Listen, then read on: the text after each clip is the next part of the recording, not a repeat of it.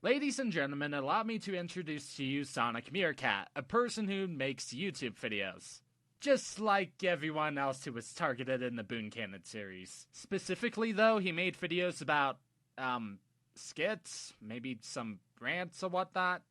I don't know. Anyways, back in June 26, 2018, he made a rant about the commentary community, though mainly focusing on Doodletones, Manga Comment, and Just a Robot. Two of these aren't even related to the CC in any way, shape, or form. I then left the comment that explains that while there are 3 people in the video used as an example, he only uses those 3 and then generalized the CC by listing off most of the members of the CC. I then also state, and quoting from the comment, "Thanks for reminding me as to why I hate CC rants like this, especially when you yourself don't want to do research since, guess what? Doodletones has done gameplay footage, especially very recently." He then made a comment about that, viewed my channel, complained in my 23rd commentary via in the comment, and in this video. This video is entitled CCC Continuation, responding to the response, where he takes my comment that I've made and evaluates it. And for the record, we're aware that he's disowned the original video he made, or at least I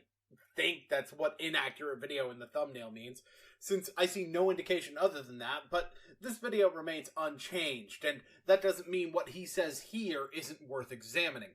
Hell, it doesn't mean what he said in the original isn't worth examining. It is worth noting that his response came before that change and after Doodle's response to the original video. Hi, by the way, Meerkat. I'm the guy whose comments on the Google Doc Doodle kept showing. Yeah, there was more than just that, by the way. Let's just get started before you make the intro an hour long. As though us starting the video would stop me.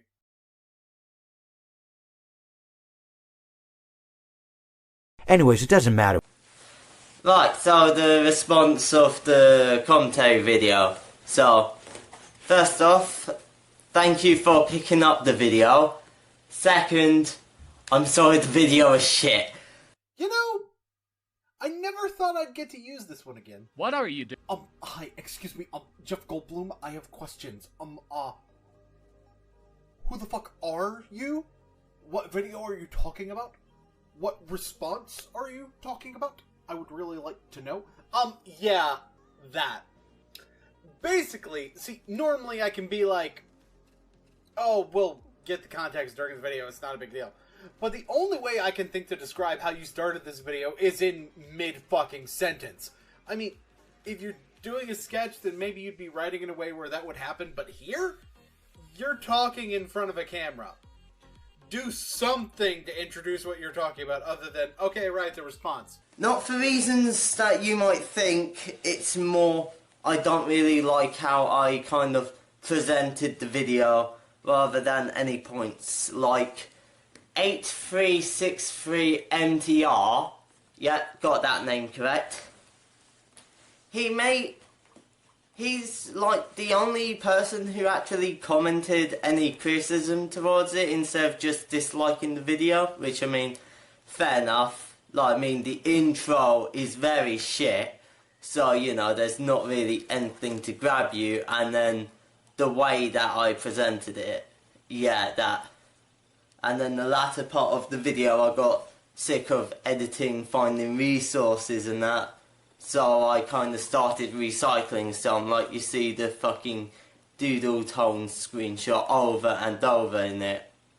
I just wanted to upload it because it has been sitting on my computer for like a month or so, and I didn't really have any passion for it anymore, but I did still spend quite a bit of time getting it done, so I might as well release it. So, you knew that the video was bad, even to the point where you've explained to us some of the problems that were made, and you've still released it anyways. Okay. This is basically like saying it's too late to change something in the video because it's already in your editor. For one, if you planned out what assets you were going to use ahead of time and knew what you needed to express everything you needed to express, then you wouldn't really have the problems of getting tired of finding stuff. And for two, if you have no passion for a video, that's the point where you should not release the video. I get putting in a lot of work and not wanting to waste that work, but when you're not happy with the end result, guess what? You already have wasted the work! Also, this is gonna bite you in the ass later. You know, because of course it will. Wait, there's no hospital around here, is there? Should we be cautious if he's going to bleed to death? There's clerics, he'll be fine. Anyways, it doesn't matter. His main point is me only using Doodle Tones, Just a Robot, and Magna Common as an example. Well, to that I say, what does adding all of these other commentators add to the commentary? I really don't think that you should ask this question due to poor wording. The question you should be asking about is, what do any of these other channels have that other channels don't? And to that I say, why don't you take a look then? Yeah, there's a main reason why I've actually listed off all of these channels to begin with. And that's because if you don't like what those people are doing, then you can maybe move on to the next and try to see if there's anything interesting for you to stick around. For example, you've complained about how there's an avatar in the video and how most of us always uses that. Why not look at Pondersprocket, or in some cases the Nation of Johnny K, to name a few. Pondersprocket mainly does speed draws since she's busy with commissions and the likes of that, while the Nation of Johnny K for some cases mainly uses his camera to do his commentaries on. In fact, I didn't mention this guy due to how I personally don't think that he's really all that credible. Apologies in advance. But Blaze the Movie Fan is another huge example because he's someone who does commentaries with his camera. Essentially, but he doesn't like doing commentaries with an avatar or whatnot, so there's that guy too. Not only that, but I've even stated that Doodle Tones mainly does commentaries via using footage from Minecraft that she and two others made. To answer the question as you asked it though, it provides more examples of people doing the thing that you don't like. I mean, you know, instead of just making a video about 3 people, 2 of which don't even consider themselves part of the community that you define at the outset, and 1 of which you are fully aware doesn't consider himself part of the community in the form of Jar. Anyways, it doesn't matter. Yeah.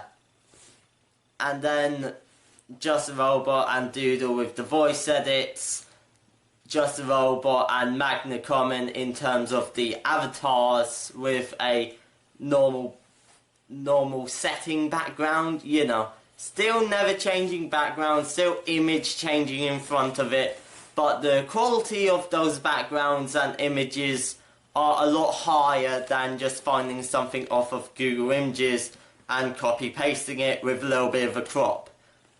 I don't know what this point is. Okay, so I get the Jar and Doodle having voice changer thing, but the Jar and manga sharing still image background, even though that's not something you brought up in your original video, and if you did, you only did so as a secondary point. On top of that, you directly mentioned Doodle when talking about someone with a still image background, which isn't true at all, and Manga Comment does use animation in his backgrounds as well. In fact, that's something that a lot of people have complained about with his videos, distracting background elements. And I seem to recall your biggest problem with avatars being the lack of people using OCs, which is something that really only Doodle does at all, and even then she still has an OC that she uses frequently, so that complaint doesn't even apply to her 100%. Actually, David, there was something in which case that you did clarify. Well, not really in this video, but within the comment that he made in my 23rd commentary. He states that the main problem to have, and I quote, a never-changing background behind the images, with no cohesion. What do you think about that note, then? He does mention it offhand in the video, but in no way does it sound like his main point when he puts so much emphasis on the avatar itself. So, yeah. So the entire reason why this video exists rather than comment is because 1, more people are going to see a video, rather than a comment, and yeah, it's easier to talk about the flaws of the video outside of the video itself because, you know, a little bit more context in terms of that, and I don't really have to bother looking for so many resources. I'm sorry, what was the point again? Something about sources? Okay, the first part of that, worse than fuck, I can't even think of a mumble rapper to compare that shit to. It was that unintelligible. But I understood the back half. You're saying it's easier to respond in video form rather than in comment form for two reasons. Because it provides more context, and because you don't have to have as many resources. Both of these things are completely untrue. You mean to tell me that a video on a separate page is going to have more context inherently than a comment on the same page as the video in question? Yeah, there's at least one extra degree of separation, and that's only if you link to the original video in the description. Which you don't, so that adds at least 1 degree of separation. So if anything, it would have less of the context. As for needing to find less resources, I mean, you're more likely to need to find resources when making a video than leaving a comment, period. Even if you're just filming yourself and uploading your rambling, unscripted turd stain onto the site, that still takes the effort of setting up the camera and filming, whereas the comment not only would let you make sure that you're getting across what you need to get across, it would also be something you could work on without having to worry about background noise, visual setup, the way you look. It's less resources inherently. And if you're talking about using fewer assets, you don't use visual evidence in the comment anyway, so what the fuck are you even on about? Well, I understand the first part, actually. He's saying that more people are going to see his video specifically over making a comment. Oh, that's gonna bite him in the ass! God damn it, Boon. I don't think that this kid has insurance yet. Then he doesn't need to run into a yard full of attack dogs naked, I'm just saying. But yeah.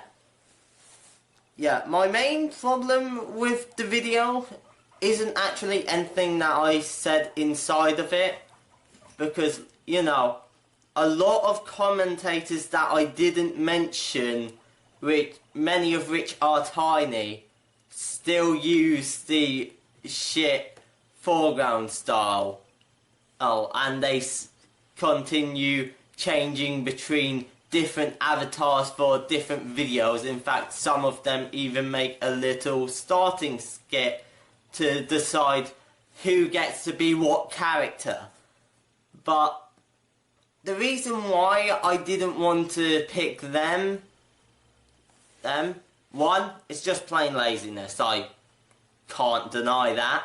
Or, you know, maybe you just haven't seen any of these people before, but, continue. You know, I could have easily looked for collaboration videos, clicked on the channels which were involved in the collaboration, look through their videos, see how the collaboration's there. The YouTube algorithm be damned. But an actual reason...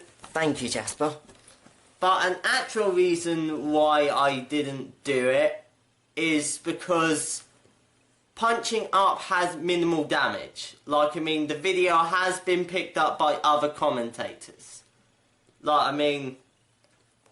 I think that there's at least someone working on a commentary video about it, because there's only been 2 comments, one of which criticising it, and yet the watch time is enough for 3 people to have watched it, and, you know, it's only 33 views, so, you know, not really too much likelihood of people clicking away part way, and it's still reaching a massive amount of watch time. I'll admit to something here. I didn't even watch the full video before leaving the comment. That's how bad your video was. Yeah, my point, while nitpicky-ish, please don't say that only 3 people watched it in full and then state that not a lot of people even watched the video in question. Your comment makes no sense. You mean to tell me that your watch time equates to 1/11th of the total run time if everyone had watched the video all the way through, and you think that means people aren't clicking off the video quickly? Hell, never mind the fact that some people could be downloading the video a few minutes in because of how obvious it was that it was material. Your numbers indicate that people were not watching the whole thing. And then you turn around and say that they indicate the opposite? Do you know how the numbers work? 2 + 2 does not equal fish! It equals a heart coming out of a book. Or an infinite plane. I don't know. So, that's something to look forward to, I guess. See why my video is actually shit, and not because because I didn't want to use extra examples. But anyway. Yeah, if the video did blow up, like, honestly, I was hoping to. It's to test out a new video making style. So I thought, hey, what is this style based on? The commentary community. Let's make a video on the commentary community. And I say in the video, not that this is an expose, but if you show examples of something being bad, it's going to look bad by definition. The more channels I showed that I would show in that video means the more channels that I was calling out and questioning their quality. Because it's not like calling out an entire community, already does that. This is kind of the main reason why I don't really like your video, Meerkat. It's because you're using some people who are within the CC, actually just one, but details, when there's plenty of other people who are within the community that can change the style up. Hell, this is the main reason why I don't really like CC rants in general, and it's generally because of the fact that they also bring in other specific people in the rant and only call them out on it, and then afterwards call the entire community bad. Take a look at Frozen Angel, for example. He made a rant against the commentary community only because of people such as Doodletones, Jonah Smith, and I think Kirby Star Warrior, but I could be wrong. Oh, and also towards the people who did the commentary on him before. Anyways, he made that rant simply because he had beef with Doodletones, Jonah, and again, I think, Kirby, that ended up on Twitter. He then generalizes the rants and say that everyone within the CC either hates him, when no, some people don't know who Frozen Angel was back then, or that we don't necessarily hate him. Granted, your video isn't the worst case scenario, as the only drama that you've mentioned was the Jar versus Doodle drama that you yourself didn't partake in, but it's still a bad rant that you made regardless, simply due to the fact that you've only brought up 3 examples and generalizes everyone within the CC. And look, I get pointing out stylistic things that you don't like and using examples of people who do these things and how it doesn't work, but it's not like you can't do that while providing more examples than 1 per issue. Even members of the Alt-CC did a better job of having more than 1 example of a particular problem they had, and your excuse is that you don't want to call people out? I'll get to that punching up shit later, but that's not as valid a reason as you think it is. Oh, and as for the whole homage thing, I know you're going to elaborate on this more, but I'm going to start on that here. Bullshit. Anyways, it doesn't matter.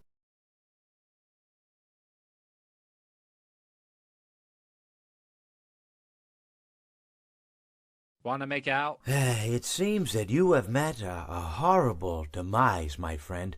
But, these things happen in life. Life goes on. Not for you, obviously.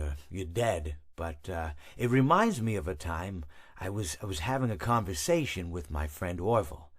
We were where were we? I think we were by the river. We were sitting by the river and watching the fish leap over the falls. And I said to Orville, sometimes I feel like a fish leaping over and over again, always trying to get somewhere, though I don't know where, only to find myself in the jaws of a beast. He, of course, looked at me, surprised, Have you been in the jaws of a beast, friend? To which I said, no, of course not, Orville. I said, no. I simply meant that life can seem like a relentless endeavor to overcome meaningless obstacles, only to meet an equally meaningless fate, regardless of your efforts, regardless of the obstacles you've passed. And Orville, he stood and proceeded to drape me with a picnic cloth, to which I asked him, I said, friend, what are you doing? He looked at me very concerned, really. I feel like you've gotten too much sun. Indeed, indeed I had. He proceeded to pour me a glass of just ice-cold lemonade. Ooh, you ever mix it with iced tea? You do like a little half lemonade, half... Ooh, it's so... You should try it some... Well, you can't because you're dead. But anyways, so you may be asking yourself, how did I go from sitting by the falls and drinking lemonade to being wedged in the air duct? Not only with Orville, but with an entire assortment of fruity-colored friends. Well, there's really no good answer to that, but perhaps I met a demise of my own. Hey, maybe you should either script your video again or at least try to prepare your video / make some jump cuts in it. Okay, thanks. And yes, I have had lemonade with tea. It's delicious. Maybe it doesn't mean anything at all. Wanna make out again? I think the flaw of the video is that I made a commentary it's just the concept of it. It's a commentary video on the commentary community.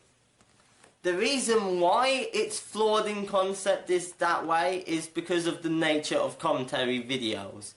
So, like, I mean, I say in the beginning that, you know, Boogie, for example, he used to be like a drama commentator at one point, like while Keemstar and shit were still. Well, I mean, Keemstar had a little bit of a resurgence, but you know, back when YouTube drama was the fucking shit and the larger YouTubers were actually taking notice of it. I'm sorry, what does this have to do with anything? At all? I will play the one with the frozen birds! You're just gonna keep referring to Five Nights at Freddy's in this commentary, aren't you? If this guy's gonna be Mr. Hippo IRL, I'm gonna get comedy gold out of it, damn it. Bendy's better. But Bendy's not a meme! That, like, I mean, I cited him as an example because how the commentaries worked was, alright, so this happened, this is the good, this is the bad, let's move on to the next point, this is the good. Alright, no, he started off with the bad and then the good, but that ordering doesn't really matter. The point is, because he tried to be so impartial about showing both sides, he actually didn't show his own side, making the video actually pointless. Couldn't one argue for the fact that debunking said arguments can show off your side of the arguments then? I get for the fact that you maybe want to see some pros within the video and how you want to see someone agree, but how can we if we don't bring anything new to the table? If we don't do that, then it would drag the video out and it becomes more or less of a boring reaction video. Ah, well, I see you didn't do your research on the original video like you said you did, because, you know, I exist. I mean, pointing out what you feel were positives and negatives of a situation does provide your side to an argument, even if your side falls somewhere in the middle. Well, true, you're more likely to say nothing if you're providing a neutral standpoint. It's not inherently true that you're going to say nothing about a subject. After all, like I said, my entire channel exists. Oh hey, another example of you not looking at the list of users in question. Yeah, that first statement was a semi-joke, but fuck it. I want to expand just a little bit. See his commentary / reviews related towards the Powerpuff Girls 2016 version, as well as my 16th commentary on my channel, which was on Nero's Q, cause we both have a neutral stance on the show. And then a positive commentary video would be like, oh hey, you said this, I agree with that, you said this, I think that you could have went into more detail and used this as an extra source, but I still agree with your core argument. That's a pointless commentary video because there's literally no commentary to it. It's just agreeing with whatever was said in the original video. You're aware that commentary has nothing to do with agreement or disagreement, right? For there to be commentary, there has to be something added. And your second example? Yeah, that's still commentary. Once again, this is going to be something that I've done on my channel. In fact, Boon Cannon 27 was a video where I primarily expanded on what was being reported, and although I disagreed in a few places, I also added information to show why I agreed and disagreed regardless. Hell, there's been plenty of videos where I agreed with the core of the argument, but the supporting information behind that core argument was what I had a problem with.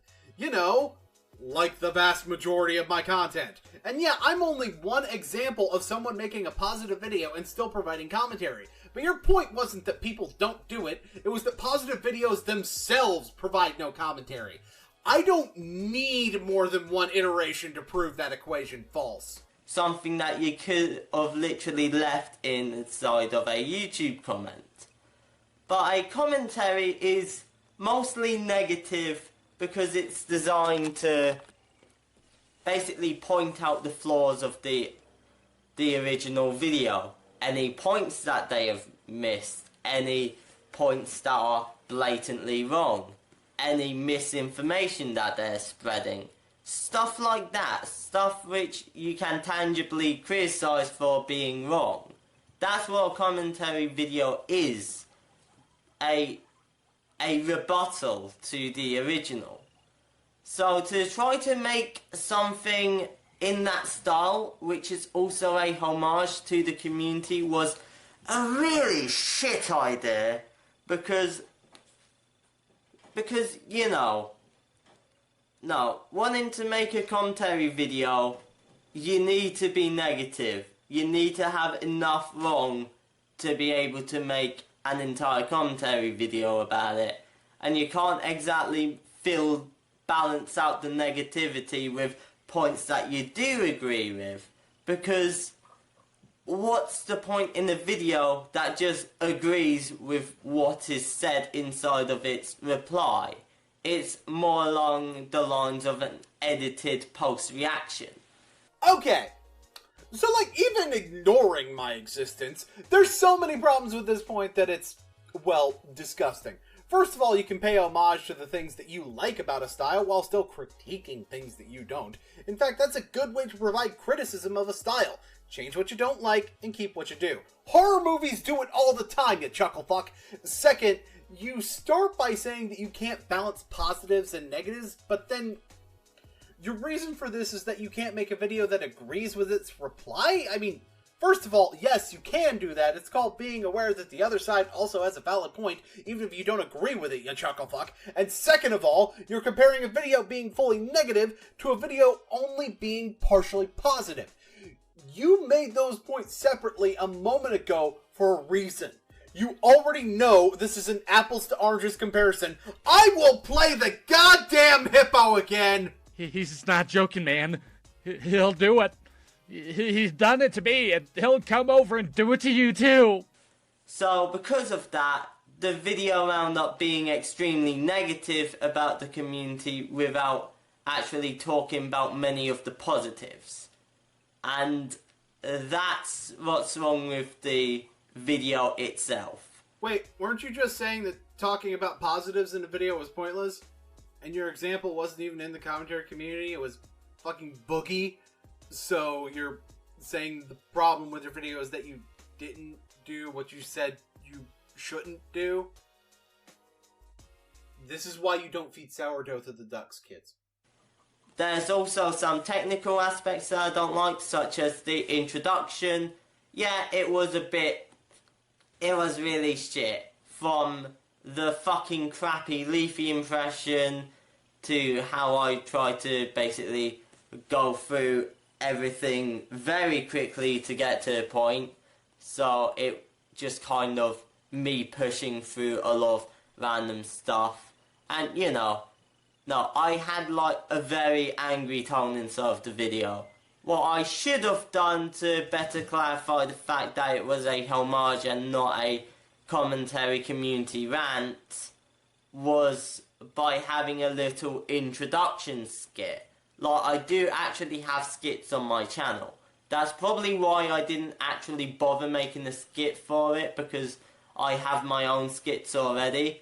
But yeah, because I didn't make a skit about, I don't know, hey, I'm testing out a new format. What should I make a video on? Why don't you be meta and make it on the format itself? Oh, I don't know, something stupid like that. Something to show that I have a bit of passion for what I'm talking about. A bit of passion, you say? You mean the passion you previously said you didn't have for the video? This is one of the many reasons I say your intention of this being an homage is complete and utter bullshit. On top of that, in the video, you outright state that you're using the style just to prove how shit it is, and then in text, show that you were trying to be better than the style. And you know what? Maybe you did intend for this to come across more as an homage than a full-blown lambasting of the style. But given how entirely negative you were, I really don't have any elegant way to say this. I have zero reason to fucking believe you. From my point of view, you're either incredibly awful at conveying how you feel through your videos, or you're changing your story now that you're being called out. Either way, you look bad. And showing that it's more of a homage. Because I do use the fucking Sonic sprites throughout the rest of the video. It's not like, if I wanted to actually rant about the community itself, it would have been more of a 1 second thing. Look, I can do better with fucking PowerPoint. But getting back to the point, let's talk about this and have everything live action throughout, because it would have been less to edit. Jesus with bazookas, Dark Ghost Wind, Turkey Tom, Dark Scythe, That Kid Douglas, Just a Robot. All names off the top of my fucking head that made videos against the CC while using that same style. That Kid Douglas normally is on camera throughout his videos, and he still did it that way. So saying that they would be deviating from their normal style if they changed it isn't an excuse either. Jesus with Bazookas also continued using the style while calling it out as bad, even stating he was doing so that people could see how shit it looks. Once again, I'm left with no reason to believe your intent is what you say it was. I didn't do that because I actually wanted it to be a commentary about the commentary community as a little passion thing. And the fact that I fucked that tone up completely, I'm sorry, was a shit video. I'll try better next time. The next video in that style has nothing to do with the commentary community. You could ask them, why did you make an entire video about it? But, if I wanted to make consecutive videos about one topic, I wouldn't have made the topic of the video so fucking vague. Okay, so I'm not even going to say that I think you are going to make more videos on the CC, because I don't think you are. In fact, I do feel like you got out what you wanted to say the first time and had no intention of covering the topic again. But what you state as the proof that you aren't going to do that makes little sense. If you're going to make a series on a topic, wouldn't a vague topic that could be molded in order to expand the series as it goes on longer make the most sense as opposed to something rather specific? You're saying the opposite of what would show that you're not interested in continuing. How? How do you fuck up this hard? Hi, I'm still here, by the way. It's just that Boon decides to take up the entire commentary, as usual. Yeah. I should probably not do co-ops anymore. To be fair, within that entire segment, I couldn't figure out what he was trying to say. Again. Who would have thought that listening to Mumble Rep would be so useful when watching shitty YouTube... Oh, wait. I just answered my own question. Oh no, it's not the mumbling that's really getting to me. I can understand him clear and well. It's just the main choice of words in the topic that he's using that's really getting to me. Meerkat, this is probably an issue with the video. Well, besides with it being unscripted, but details. Again, it's the overall fact that you really keep changing the topic a lot. Sure, you were talking about how originally your video wasn't really that great, but the whole intro stuff, as well as your style of choice, wasn't really the discussion to bring up here. Hi, I'm still here. Truth be told, the only point I actually took from that David wrote up within the past 5 minutes was with the passion part. And that's generally because of how I don't even care about what you thought about the video in those aspects. That and, let's be fair, you're also boring me. No joke, I had to listen to the section here just to try and focus, and I still cannot figure out what you're saying because of how you're really not this interesting within your video. Bring some personality into your videos, even if it's with you just rambling on and on. Jeez. And then, oh yeah, actually haven't talked about why I chose the channels that I've done. Alright, so... Well, I mean, I think I halved it. Alright, so... Let's say I used 8363 MTR as an example of why the commentaries are bad, or a channel very much smaller. They do have the same flaws, like, you know, little starting skit with the images which don't actually fit into the background at all. They have, and then the commentary itself, it's just a background with very low quality images. There's an Anais with a shit crop. There's a Gumball heavily blurred. There's like a Gumball emoji that pops up, and then pretty much everything else is literally just screenshots cropped to have their face, stuff that I talked about in the video. You know, interesting thing about the video, the main reason why those images were cropped was because most of the images I found was mainly full screen images. So I decided to crop them down simply because of how I'd wanted to have the main focus on the characters instead. Also, the main thing about that was that... Wait, I'm sorry, babe. Which video was that again? Oops. I guess this was an issue towards your video too, Meerkat, ha? You did not just Mr. Hippo me. Screw you, David. I do what I want. I'm not gonna do that on camera. People are watching.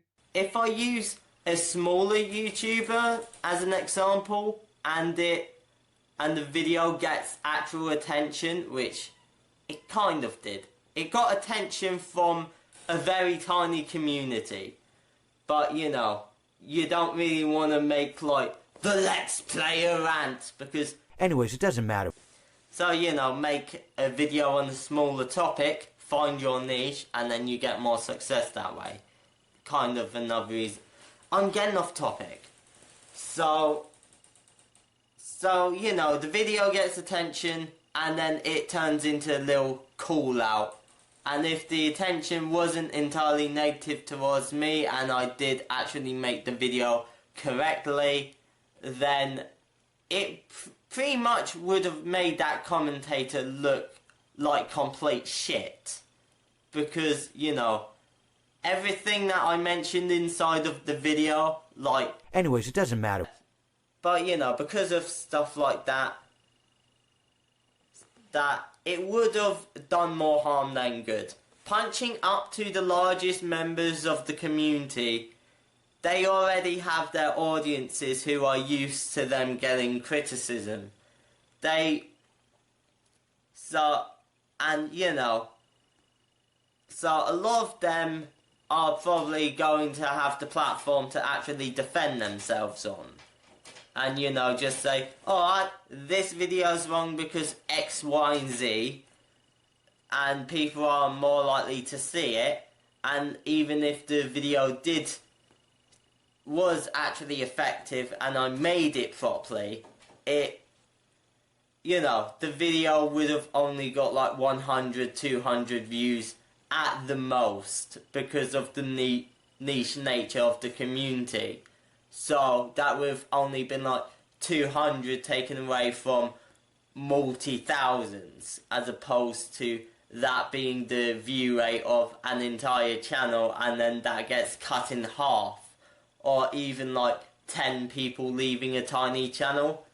Take 10 viewers away of every video on this channel, most of the videos would have fuck all views. Literal fuck all views. Well, I'm not gonna clean up the blood. That's your problem now. Oh, come on now, you wanted to play the little doggies. Well, this is what you get. To long did listen version, ladies and gentlemen, boys and girls, this is what is dubbed as the bombshell points. I get for the fact that you said that you wanted to focus on the bigger YouTubers in the CC simply because of the fact that you wanted to have them have more of a platform to defend themselves. But hey, if you really want to play that game on us, You only have 100 subscribers. I believe I have more than 850 subscribers at the time of recording this. Meanwhile, Boon here has over 1,000. Yeah, I think we can at least have some sort of platform to defend ourselves if we're going after a channel that's smaller than us. Even then, this is kinda idiotic to begin with, considering the fact of, why should it really matter? Like, I don't like playing the whole subscribers game to begin with, because isn't the point being percentage should be the main focus of the discussion to begin with instead? Why can't we defend ourselves within the first place? Honestly, I think that this is actually a rare occurrence of someone who's playing the subscriber game who's actually has less of a subscriber base. And I'm honestly kinda afraid of your mental health if that's the case. Okay, so first of all, Jesus Christ, was it painful for you to even get to your fucking point. It took you 3 minutes to say going after smaller YouTubers would take away more of their audience if I make the video effectively. First of all, for you, all of this is punching up. Punching up means punching above yourself. And if my subscriber base is anything to go off of, there's more than 100, so you'd be punching up to me and MTR as well. Also, didn't you say the video wasn't intended as an attack? So, if you made the video correctly, then it wouldn't be people leaving the channel unless we refuse to address your criticisms. For that matter, even if you made the video correctly, people still may have decided that, the things you brought up weren't important to them. But let's discuss whether or not punching up has any impact on whether or not you're impacting someone's credibility. It doesn't. Yeah, if Nostalgia Critic, as only a somewhat recent example, is anything to go by, making a video well means that you also spread the message so that other people can call out the problems. Meaning it's not just your audience that does something about it. Punching up can destroy a large channel. In fact, the phrase punching up has nothing to do with impacting the other person's credibility. It has to do with how it impacts your credibility. And it also has to do with insult comedy. If you make fun of someone of a higher status than you, it's considered more funny than if you make fun of someone of a lower status, and you'll get less backlash. And yeah, you're not going to call out people who have small channels, until, of course, they point out a problem they have with their video. Then you'll call them out and make sure your call out is done in a way that more people are going to see it, right? And for that matter, you even mentioned that Rags and Kothrix have some of the same issues too. Why not call out them? Is that too far up for you to punch? Not gonna lie, I also think that this is another occurrence where it might be just you trying to save face if you're lying about this part of the video. Because I still think that there's something bigger than what's really going on here. Like, even if you still wanted to use these three as an example, why can't you still also mention some of the other people, even just briefly, and then get back to the main three? Still doesn't make it right in any way, shape, or form, but the way that it at least proves to me and everyone else that you know about some of the other members and at least have some knowledge of the actual community. The only main reason why I'm even mentioning this is because of your lack of research and how some of the smaller channels has appeared on Doodletones' channel. And that's not even by a live stream. So, why not click on their channels to begin with? I mean, guess who not only appeared in one of Doodletones' commentaries, but also have made a video on Manga Common's channel. I'll give you a hint. You're looking at the person.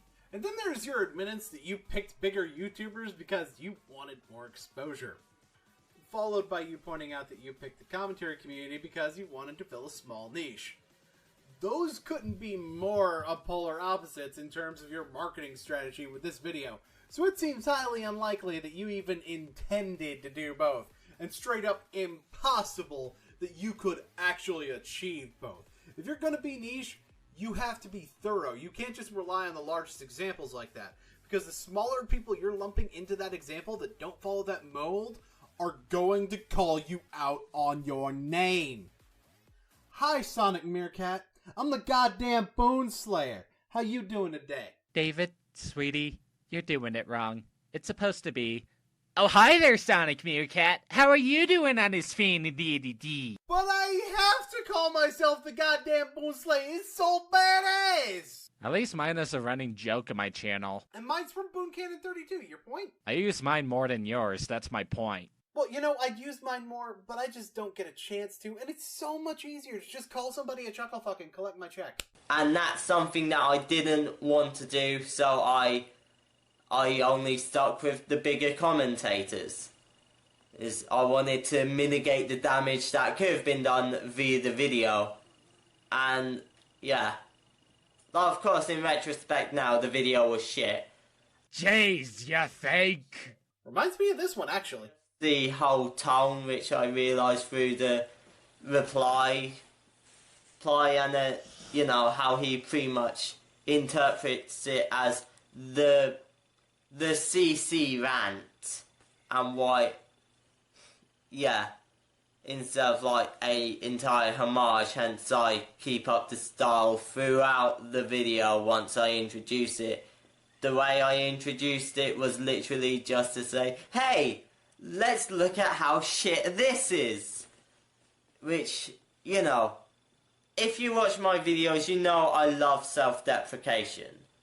But the video was kind of designed to bring in a new audience. I see we're using pretty much every damage control tactic now. If you're trying to attract a wider audience, then how would the viewers who you're attracting know about your usual style? It wouldn't be a problem if what you did came across as self-deprecating humor.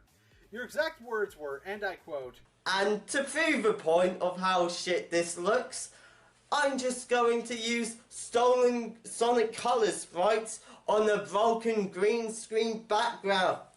That in no way indicates any sort of appreciation for the style, only that you are replicating it to display to your audience how bad it looks. In fact, how could even your own audience know this is self-deprecation humor, since you're saying a style is shit that you don't normally use? See, here's the thing. When you've stated that it wasn't intended to be a rant video and more of a homage or something like that, the thing about it is that you could still do a homage to something while still making a rant about it. The fact that throughout the video, you're explaining as towards what the problems with the CC does fall into the lines of what essentially a rant video on the CC is about. Since a rant is, according to Merriam-Webster, to talk in a noisy, excited, or exclamatory manner. This is hence why I've even said to you that it's a rant video on the CC, since you're giving your overall viewpoints, whether it be negative or positive, though mostly negative in your case, about the CC.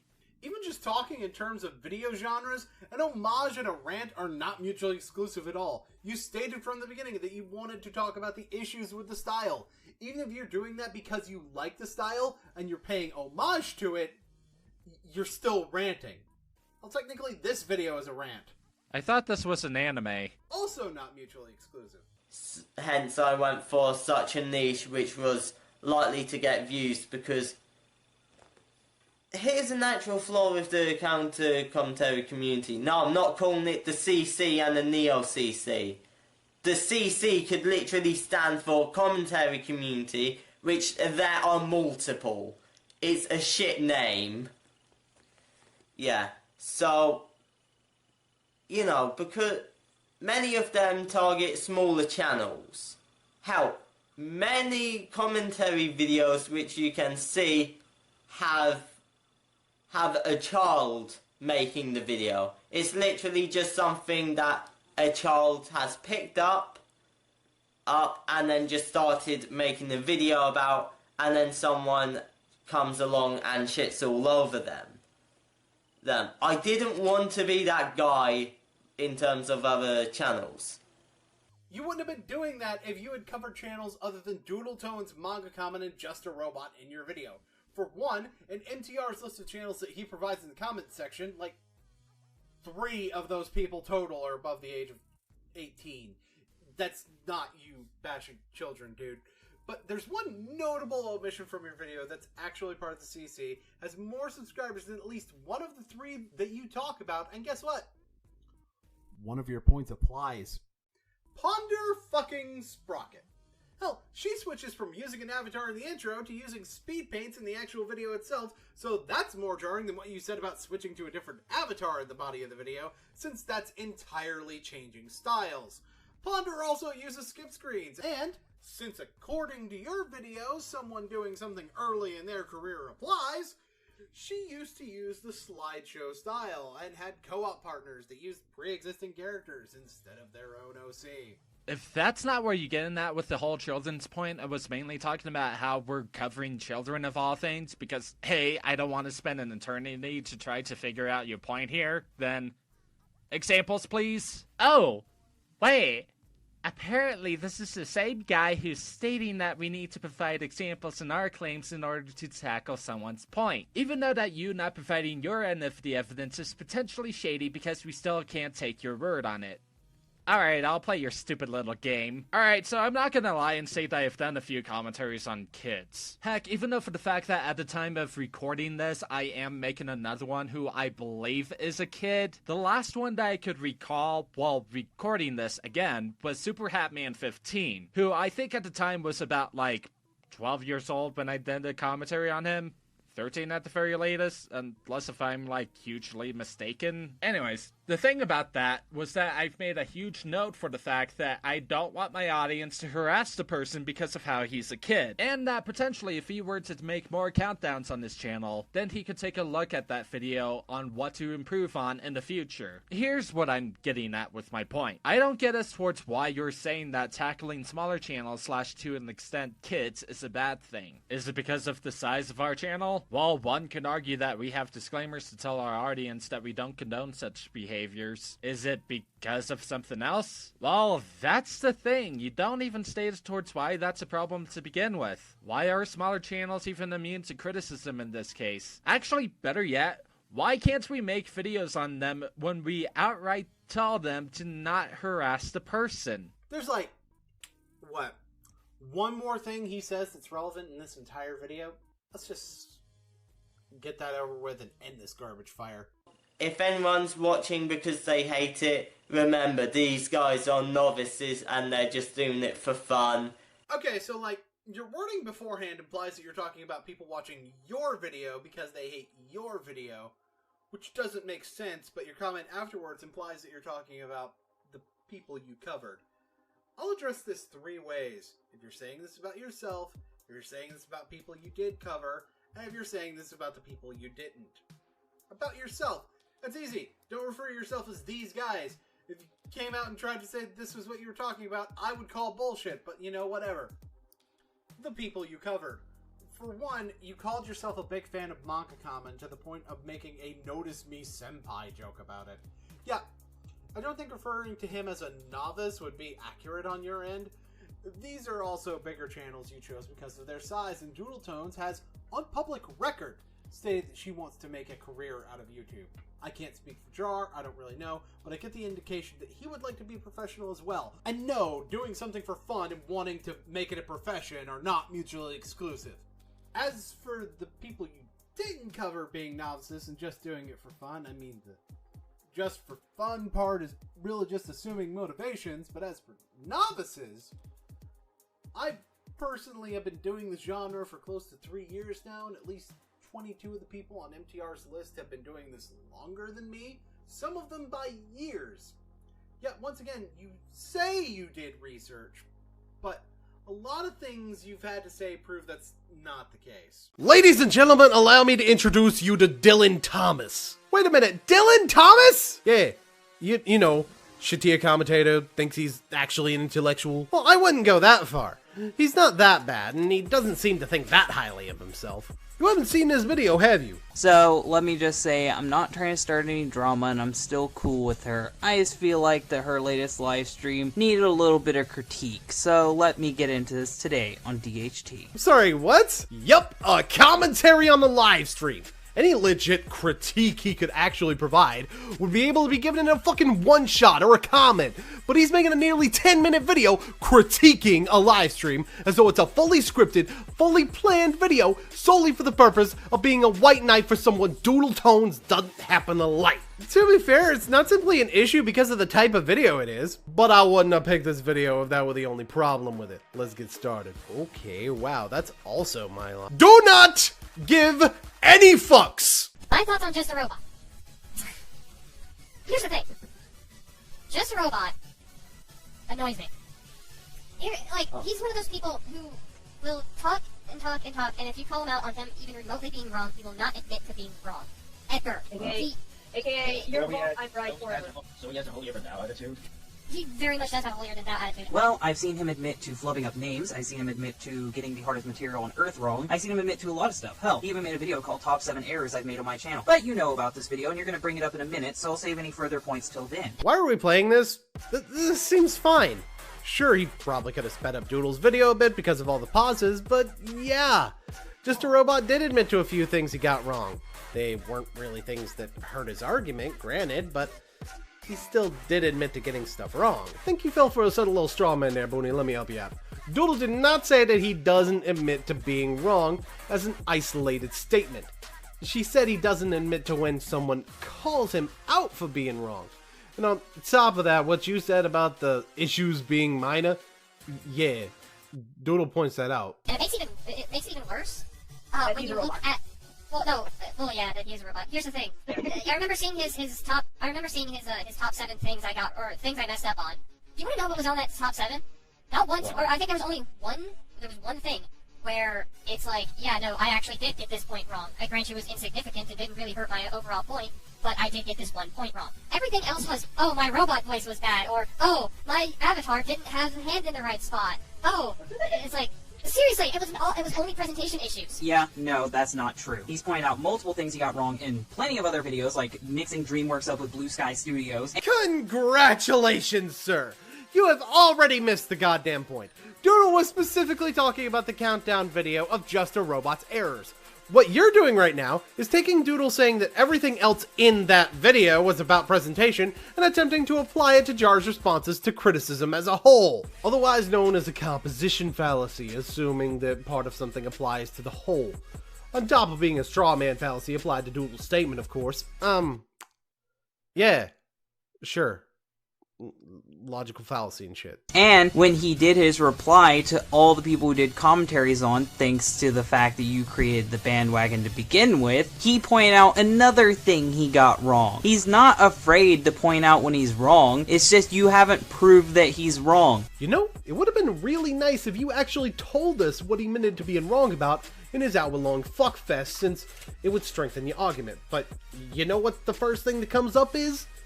That he should edit his audio. Well, yes, he also admits that he was wrong about what the hardest substance on Earth is in that exact video. The wording of your statement makes it sound like he only admits to one thing being wrong. And if one were to go through the video, they would find this first, being unintentionally deceived into thinking that this is what you were talking about. Which is another presentation point that matches what Doodle's describing as the criticism he does listen to. I don't even agree with Doodle fully on this either, as I've noticed that Robot tends to at least take criticism, if maybe being a bit more resistant to admitting he's wrong than most, which isn't necessarily a bad thing. But wording your statement better would allow someone who doesn't already know the situation to not get fooled into thinking you're grasping at straws nearly as easily. That better not have been a shot at me, bitch. Nah, you're fine. Meanwhile, he pointed out that your deity thing for the Pokemon that is God of the Earth wouldn't apply to real-world logic, because you can't take your powers into a whole different world and expect it to work the same. Except both of them are wrong.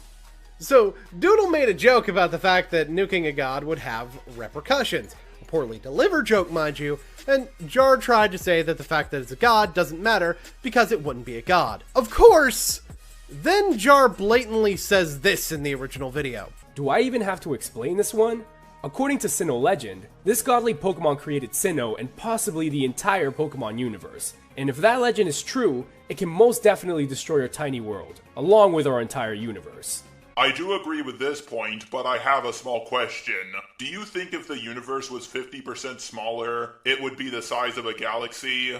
Just asking. In other words, accepting the fact that a god in the Pokemon world would have god-like powers in the real world, but refusing to allow the exact same concession for Groudon and Kyogre, who are also stated as gods. Not gods of everything like Arceus, mind you, but still gods. The fact that Jar missed that is a bit understandable, since Groudon and Kyogre being lesser deities may explain that increased invulnerability to nukes, which is, by the way, still a stupid solution. But your wording, Dylan, means that you just proved Just a Robot wrong completely without intention of doing so. You don't realize that doesn't disprove anything Dylan just said, right? Yes it does. Namely, Jar didn't prove that Doodletones was wrong with this. By saying one god is a god in another dimension and another isn't, Jar is contradicting his own criteria for what makes a Pokemon able to destroy the world, proving that even though Doodle's statement about Groudon being a god was intended as a joke, it actually pokes a giant hole in Jar's criteria applying to Groudon, thus proving that his own logic shows that Groudon actually can destroy the world. How the fuck you do that? A combination of Ace Attorney, math, and Five Nights at Freddy's lore analysis. Huh. So, you're a nerd, is what you're saying. I mean, when you put it like that. If you were to actually point out what points you think was wrong of his and that he needed to fix, then maybe you would have more credit here. But because you don't, I would just have to assume. But I have to say this yet again. Until you can prove which one of these points of his are wrong and he needs to admit to it, he doesn't have to admit to anything. You're the one making the claim here. You have to provide the evidence. What claim? She's not claiming his inability to admit to a specific thing being wrong. She's saying he doesn't do it in general. You're turning a live stream and an opinion based off the dome statement in that live stream into a fully thought out logical debate. The issue's been spoken about in more detail a number of times. And you're willing to do research on when Robot admitted faults that had nothing to do with the video in question, but you're not willing to look at times when Doodle pointed out when Robot was wrong? And this is discarding the fact that you're still assuming she's talking about a specific incident, even though her language in no way indicates she's talking about any specific incident. In other words, you are misrepresenting the argument once again, which is another straw man fallacy. Is there a reason you're pointing out the exact fallacies he's committing? Oh, you'll know where I'm going in due time, Boony bitch. Aside from that one little thing that didn't even, again, hurt his overall argument.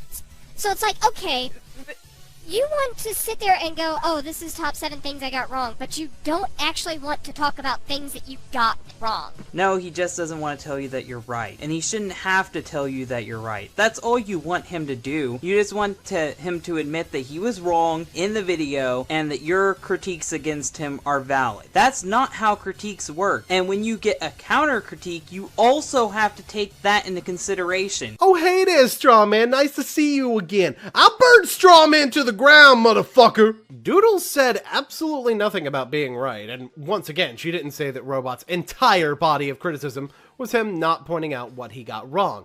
She was stating that in application to the video in question, at no point do you dispute anything in regards to the video she's actually talking about. She doesn't even claim that it's her criticisms that are correct.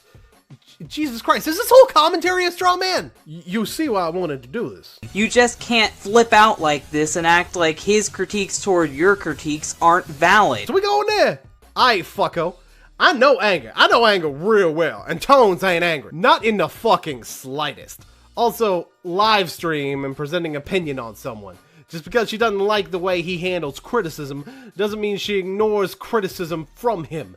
She did, after all, disown the goddamn video. Oh, by the way, before anyone brings this up, Doodle defending specific points in the video or covering people who are doing a bad job of talking about her video doesn't change this.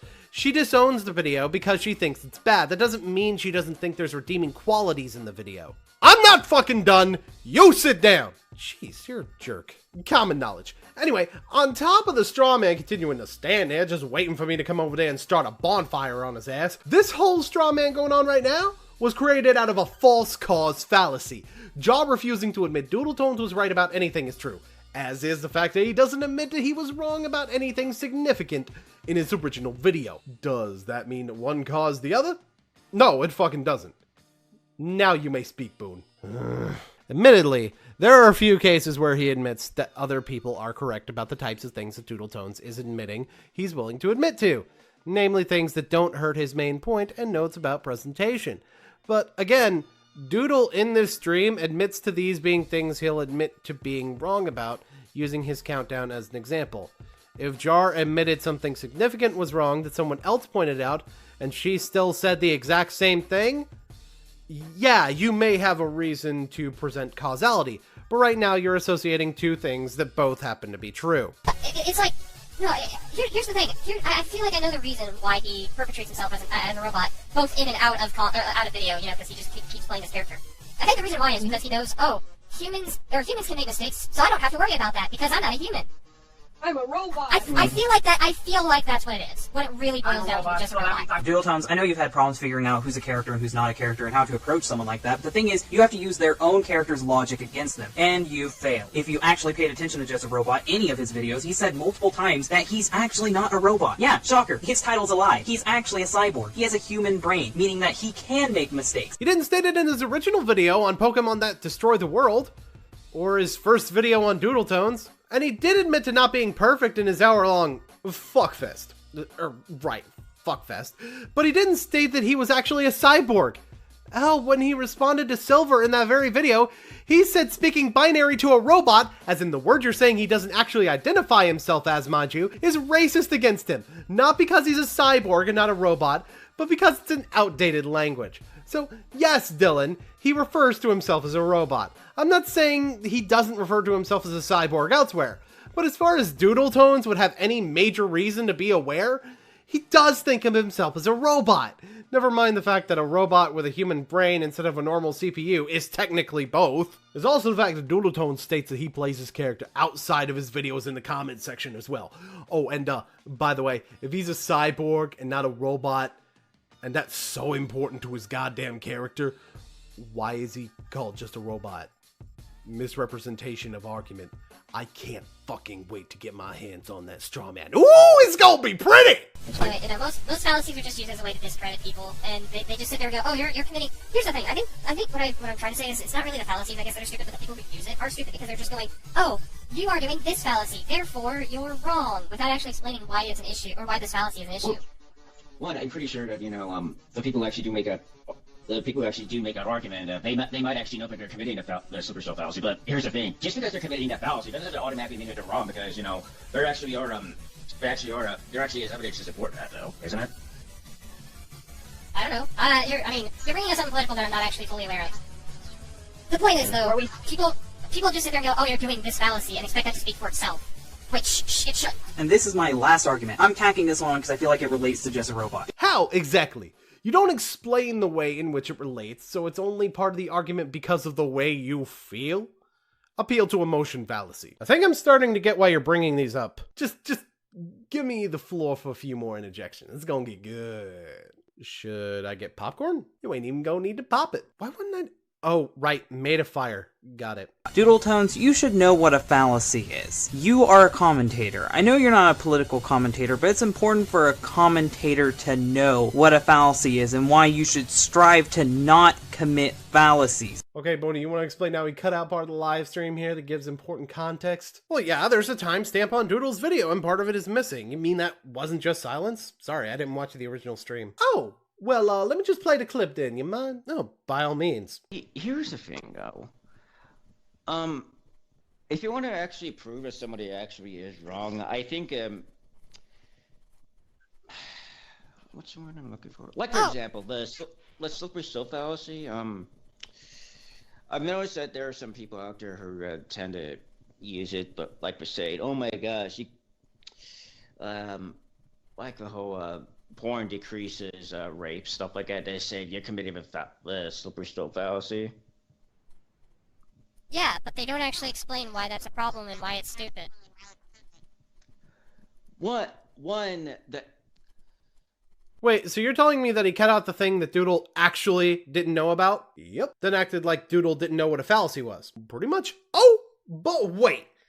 Here comes the icing on the cake. Basically, when you're having a debate, it's an intellectual conversation. If you're using fallacies, you are being intellectually dishonest. In the end, that can lose you the respect of the debate. Yeah, you'll still have your echo chamber saying that you were right, but who cares about them? Morally and logically, you will be considered wrong. I fucking McNobrain, let me break this down for you. First of all, Doodle Tones did not say that using a logical fallacy was okay. She said that using simply the fact that someone committed a fallacy to say everything they're saying is wrong without explaining why they're actually wrong is bad. And you know what? It's an actual intellectual fallacy known as the fallacy fallacy. As for your statement about fallacies making you morally and intellectually wrong, let's take a look at all the fallacies, other than the fallacy that is, that you've used throughout this commentary. The entire thing has been a straw man.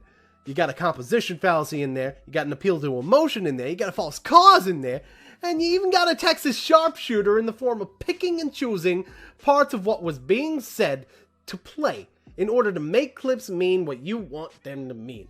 When I was pointing out all these fallacies though, I didn't just say, you made a fallacy, and that was the sole base for why you were wrong. Either myself or Booney here pointed out what was wrong about those fallacies, which is what Doodle was getting at.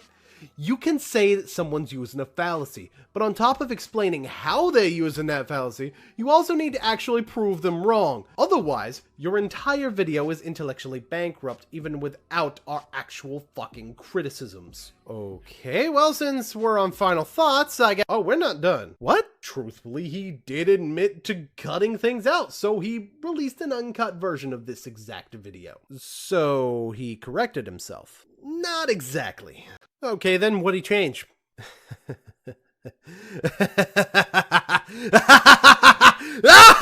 I mean, if it's that funny, he could just play it. Good idea. Well, I've seen him admit to flubbing up names. I am so terrible with names. I have called Macargo Magmar, Rashad Rashay, and I called T Moss Boss T Boss Moss several times. This doesn't change anything. This is just proof that he actually did admit to flubbing up names. And on top of that, does this prove at all that someone called him out on it? And this is part of his errors video too, that she and you bring up. So guess what? You already know that Doodle's seen this. I've seen him admit to getting the hardest material on Earth wrong. Graphene is actually not the hardest material known to man.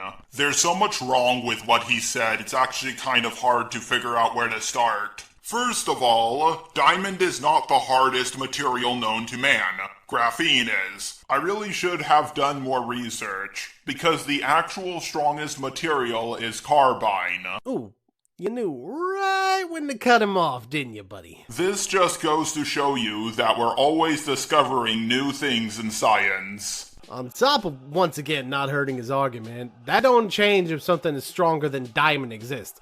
That statement right there indicates that he's trying to justify the mistake with the material being brand fucking new. Even though the article in his description was from 3 years ago, so it's not like science just discovered carbine in 2016, or hell, even 2015. Yeah, no, that's not true. He's pointed out multiple things he got wrong in plenty of other videos, like mixing DreamWorks up with Blue Sky Studios. I keep forgetting that Blue Sky Studios exist. I assume you're talking about the DreamWorks Ice Age movies. Every time I see a computer animated movie that is not made by Disney or Pixar, I assume it's made by DreamWorks. But I keep forgetting that Blue Sky Studios is a thing. You know that was from the same video she's talking about, right? I'm glad you actually showed this, since your original point made it sound like what you were talking about was in videos other than the error video. You just proved Doodletones wrong about the original error video with those 2 clips, as both of these are facts that he got wrong, even though both of them are inconsequential to the points he was making, since whether DreamWorks made their movies or not doesn't change the fact that he's talking about the most well-known movies with the name Ice Age attached to them, and to my knowledge are the only ones. So our overall point about the errors he mentions being inconsequential stands. And this is coming from the guy who made it a point to bring up info he missed when covering game theory. Exactly! Wait. Oh, and by the way, your wording does not match up with the clips you play. All the clips you played thus far are from the error video, so you didn't mean those other videos where he pointed out errors. And other than points that are purely presentation based, every other entry from that video is an error from one of the 3 videos relating to tones. So you can't be dumb enough to be pulling that weak shit on me, bruh. The only thing you might be talking about at this point is the fact that he mentioned 2 videos that weren't on tones in the point about names, and you can't be dumb enough to be pulling that weak shit on me, bruh. And if that's it, what the fuck are you doing showing this here? And when he did his reply to all the people who did commentaries on, thanks to the fact that you created the bandwagon to begin with, he pointed out another thing he got wrong. Nihilistic Snake is not completely terrible. He does make one good point. We have plasma cutters that are far hotter than Macargo. Celsius? Celsius? How fucking retarded are you? Your grammar is fucking awful! Just for that, I refuse to take you seriously. Now there is... Well, why is this still playing? I don't know. Okay, the explanation for why he made the mistake isn't needed to show that he admitted to the mistake. Oh, but speaking of nihilistic Snake proving Jaw wrong. The Pokemon Earth was obviously designed by its creators to take insane amounts of destruction. How else would there be Pokemon battles every day? And this is probably the biggest thing in my favor. Rock and ground type Pokemon know the move Earthquake.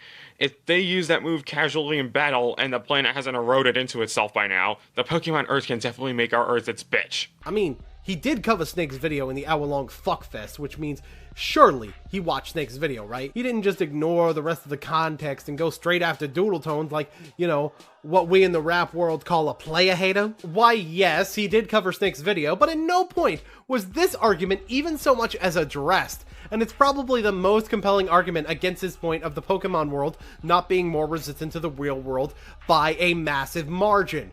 So, at the moment, it looks like something that he got wrong that outright hurts his case that he refused to admit to. See, Dylan, that's what a real example looks like.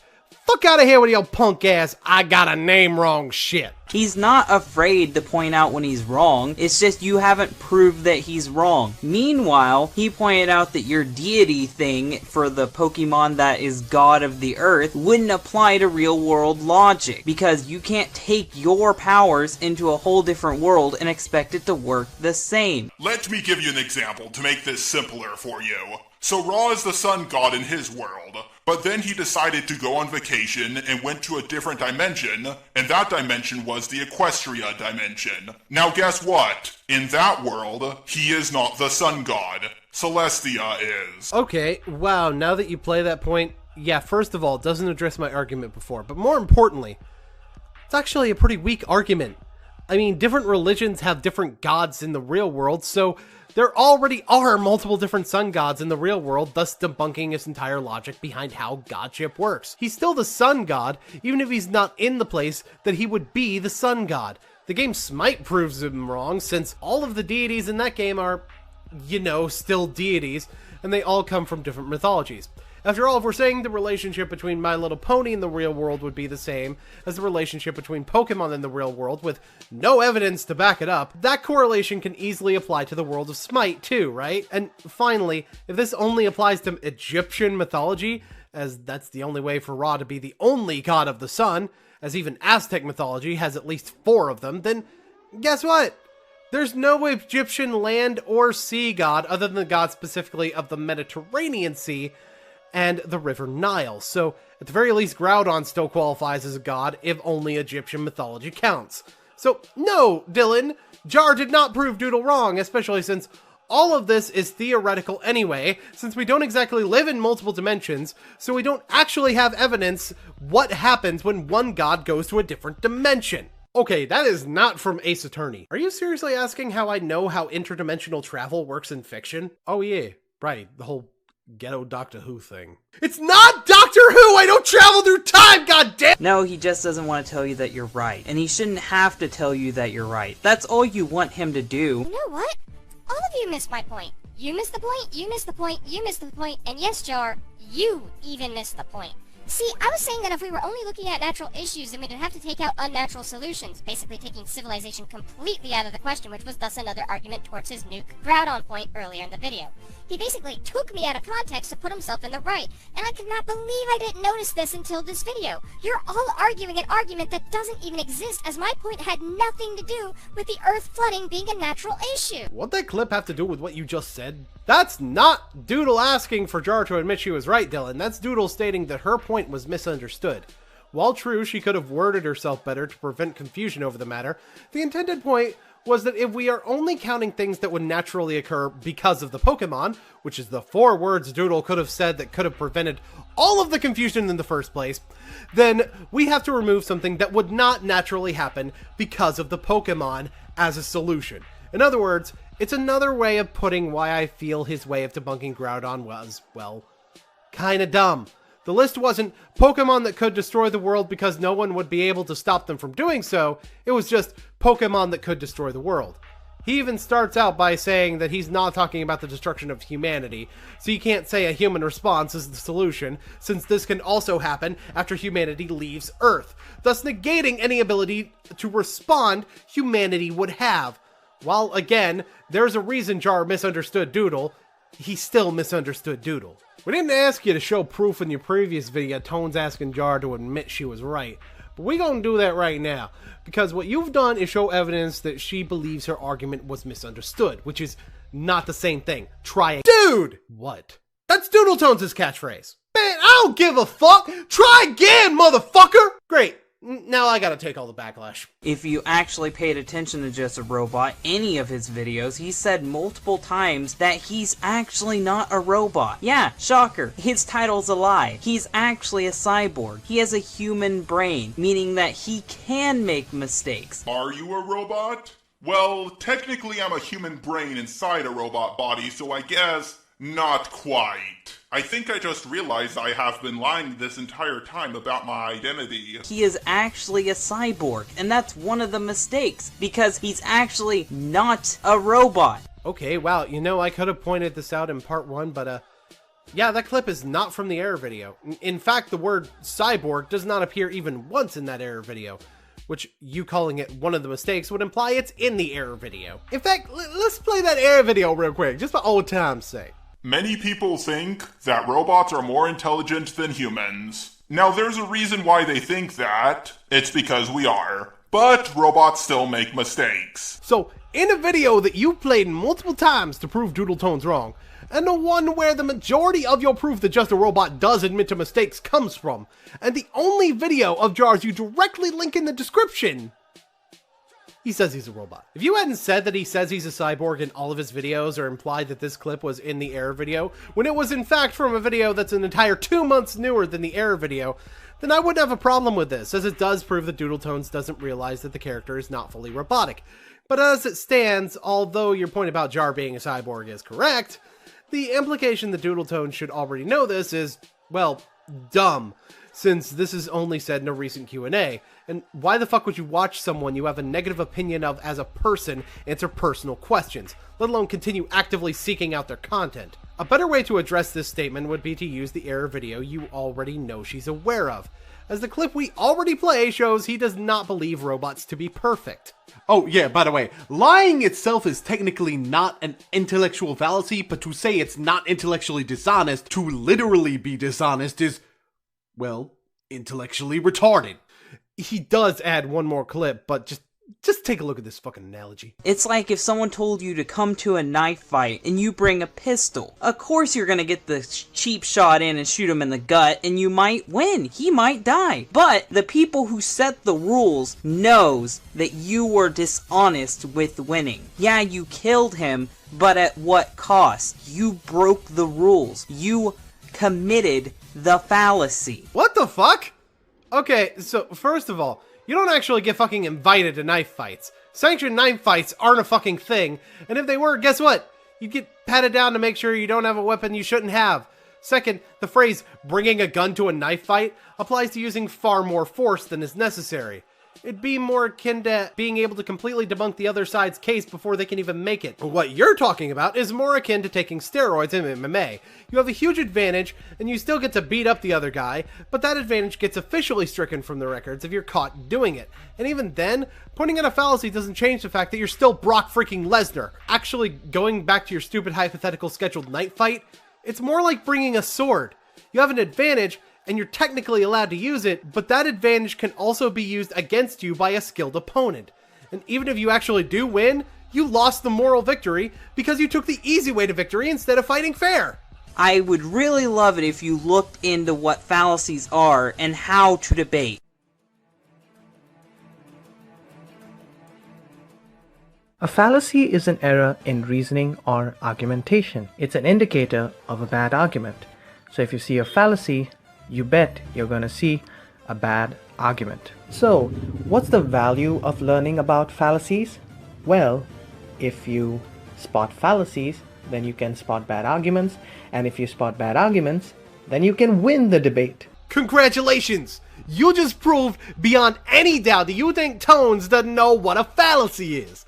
Even though the entire reason that he brings up ad hominem in his video on Tones is because she argued against one being used in another one of her videos. More importantly, note how your clip-on fallacy says identifying a fallacy can help you win an argument and identify bad arguments, but does not say simply saying that they committed a fallacy does the same thing. Doodletone's point, which you played by the way, is that saying someone committed a fallacy does not speak for itself, as doing that doesn't explain why they are wrong. The reason I don't tend to bring up fallacies by name myself is because it means nothing to do so. I'd rather describe exactly what about the argument is bad, because that proves the argument is bad. I could just say that you're committing a fallacy, but if I don't explain that just because an argument is poorly executed, it doesn't mean that the point is invalid, then it means nothing for me to say that. Dylan, my issue with this video is in no way related to this being a personal attack. And I should make sure to point out that despite the fire dude with me, this isn't a personal attack against you. I just noticed where you were flat out wrong and taking things far out of context. Didn't even go through the whole live stream to see what else you cut out, by the way.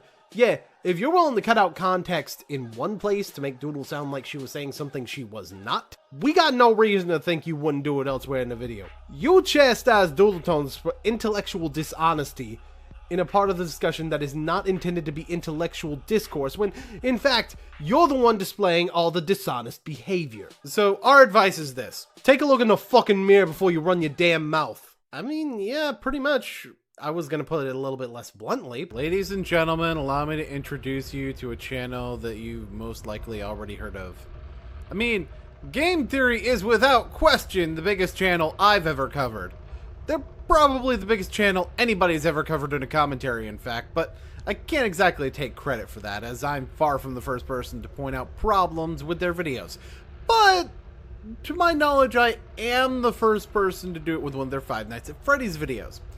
I'm going to be covering both of their sister location theories as a single entity, because that's, for the most part, what they're intended to be treated as. So, normally, I wouldn't bother with a disclaimer like this, but knowing the type of channel I'm covering, I have to say this. Yes, I'm aware that it's just a theory. However, keep in mind that theories are intended to be tested before they are treated as fact. So if I'm pointing out places where the theory does and does not work, and yes, I will address some places where it does, then am I not doing the scientifically correct thing? This is part of the reason I tend not to go after anything that's open to interpretation unless I have evidence that shows the interpretation being provided is wrong. That being said, if you're going to show up and call this a hate video, then you can fuck right off. I discourage any fans of mine from going to the original video or channel to harass, but at the same time, feel that providing an easy way to jump from my criticisms to the source to both ensure I'm not taking the source out of context and to engage in healthy discussion, as in the opposite of childish insults, with the fans of the other person and the other person themselves is important. So if anyone tells me that my audience doing the exact opposite of what I publicly state in the video as appropriate behavior is my responsibility, then quite frankly, you can go fuck right off a mountain. So, wow, that was excessively long. Let's get started. Now, here I am piecing together this script after, I kid you not, a weekend spent doing nothing but thinking about these games, writing and rewriting timeline after timeline to account for all the nonsensical Easter eggs shoved into this 4-hour experience. And you know the conclusion that I've reached? That your version of events isn't satisfying. That any theory I come up with that attempts to bend over backwards and cobble together every line of dialogue, design detail, and character motivation will be overcomplicated at best and inherently flawed at worst. And that's not me admitting defeat. It's a fundamental problem with the series right now. This one just tried too hard to do too many things. You got elements of the past 4 games mixed in with FNAF World, mixed in with the book, all of which at this point have questionable canonicities, conflicting storylines, and competing dates. Couple that with characters that mimic other characters, characters that lie to you, and characters that may not even exist across the different story threads of the franchise, and it's unclear if this is a continuation of the books, if it's a continuation of the games, or just an outright reboot of some kind. And this is the only point where you bring up any conflict in the canonicity of any part of this whatsoever. See, yeah, this is a problem that pervades most of the story-based theories that MatPat does. A lot of the time, he ignores when the canonicity of something is outright stated, and this theory is no exception. Throughout this first video especially, he's going to be citing the book quite a bit to prove his point, and I'll have plenty to say about that. But more importantly, we know that the books aren't directly canon because Scott outright stated so. His exact words are that it was a reimagining of the events in the games. And while elements of that reimagining certainly may have been retconned into the games where they already fit, it's pretty clear that based on that statement, that if the book contradicts the games, then the games are correct, since I'm not watching book theory right now, even though I'm sure that's the next channel you've got in the works. And as for FNAF World, other than being stated early on to be non-canon, it also features a different art style, has different gameplay engine, and directly contradicts the canon of the other 4 games before it.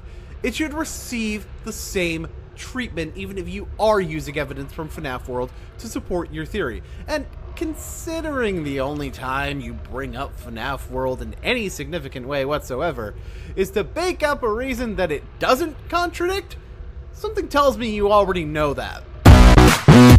Honestly, it could have been easy. With Scott saying that the original story was completed with FNAF 4, we could have just said that Sister Location was aligned with the book and FNAF World to start paving the way for the movie. But then you couldn't help yourself, Scott. You just had to throw in those FNAF 4 Easter eggs, huh? And those put everything into chaos. No. In fact, a ton of your theory in part 2 is built off of those very same Easter eggs. And for that matter, you mean to tell me that 2 different stories can't take place in the same world and have events that cross over with each other? I mean, based on what you say in this theory, the events of Sister Location actually are telling an event that fits better with the lore attached to World and Silver Eyes than with the first 4 games. That's like saying this commentary is part of the same story just because I'm in the setting from Sister Location. Anybody who knows anything about FNAF can already see the massive contradictions. So even if Scott Cawthon himself showed up in the middle of my video and said my storyline was somehow canon, it wouldn't mean it's part of the same fucking story. And it's not just me feeling it. Based on what I'm reading online, a lot of FNAF theorists sense that the lore contained in Sister Location is a game changer, but then they don't exactly know why or what to do with it. Struggling under the weight of explaining away Ennards and babies, Mikes and Williams, casual bongos and exotic butters. You know what's funny? You don't explain any of these things at all. Well, except maybe William, but you even bring up explaining Mikes, and yet you don't even address it.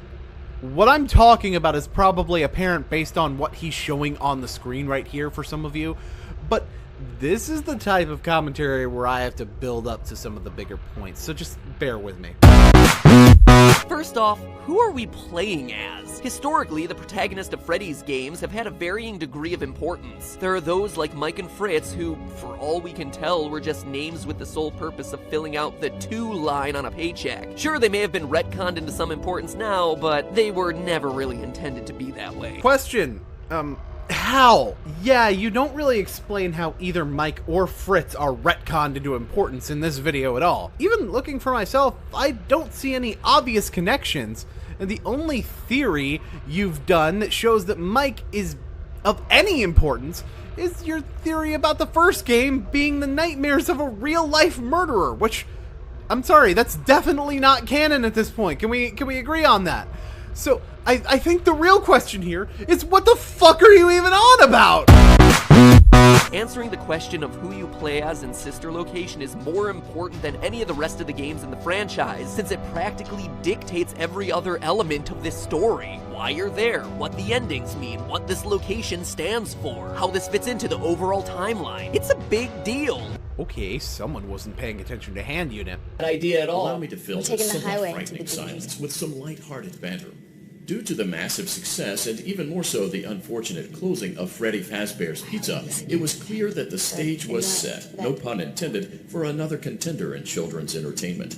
You already know in general where the timeline this game takes place is. After the closing of Freddy Fazbear's Pizza. Therefore, it must take place after the first, second, and fourth games. For the most part, knowing who the protagonist is isn't going to help you figure out if it takes place before or after 3 whatsoever, except in the specific scenario that you describe in this video. True, that does mean that the protagonist helps narrow it down, but at the same time, what you can already figure out about the timeline narrows down who the protagonist can be, more so than the protagonist itself narrows down where the timeline is. But assuming he has a little bit more respect for the fan base than that, there can only be one possible conclusion here. In Sister Location, we play as William Afton, Purple Guy himself. Okay, slight nitpick technically, but only one possible solution. Okay, before we get into your criteria for what in Sister Location tells us it's Afton, let me point something out. A piece of evidence that you, and everyone else for that matter, glossed over. And yeah, this is partially an excuse to show that there might be something that matters that people are completely missing. But again, you said only one possible solution. So here's your reaction to seeing Hand Unit's screen pop up. Please enter your name as seen above the keypad. This cannot be changed later, so please be careful. Okay. This is so FNAF worldy with the little eyeball. Right, yeah, this feels very FNAF worldy, and it's apparently named Mike. Mike. See, you noticed that label that said Mike immediately, but even though it looks like it was made in a label maker and affixed to the thing, you just assumed that it was Hand Unit's name, which admittedly it very well still could be. Could. Strange that you say someone named Mike was retconned into significance though, without any sort of explanation. And like I said, it's not like you established the fact in an earlier video, although if you did, maybe something to indicate as much for anyone who didn't watch the previous videos would be helpful. And you think it's in no way plausible that the main character's name happens to be Mike? Now, of course, this still could be explained away under the theory that we play as William Afton.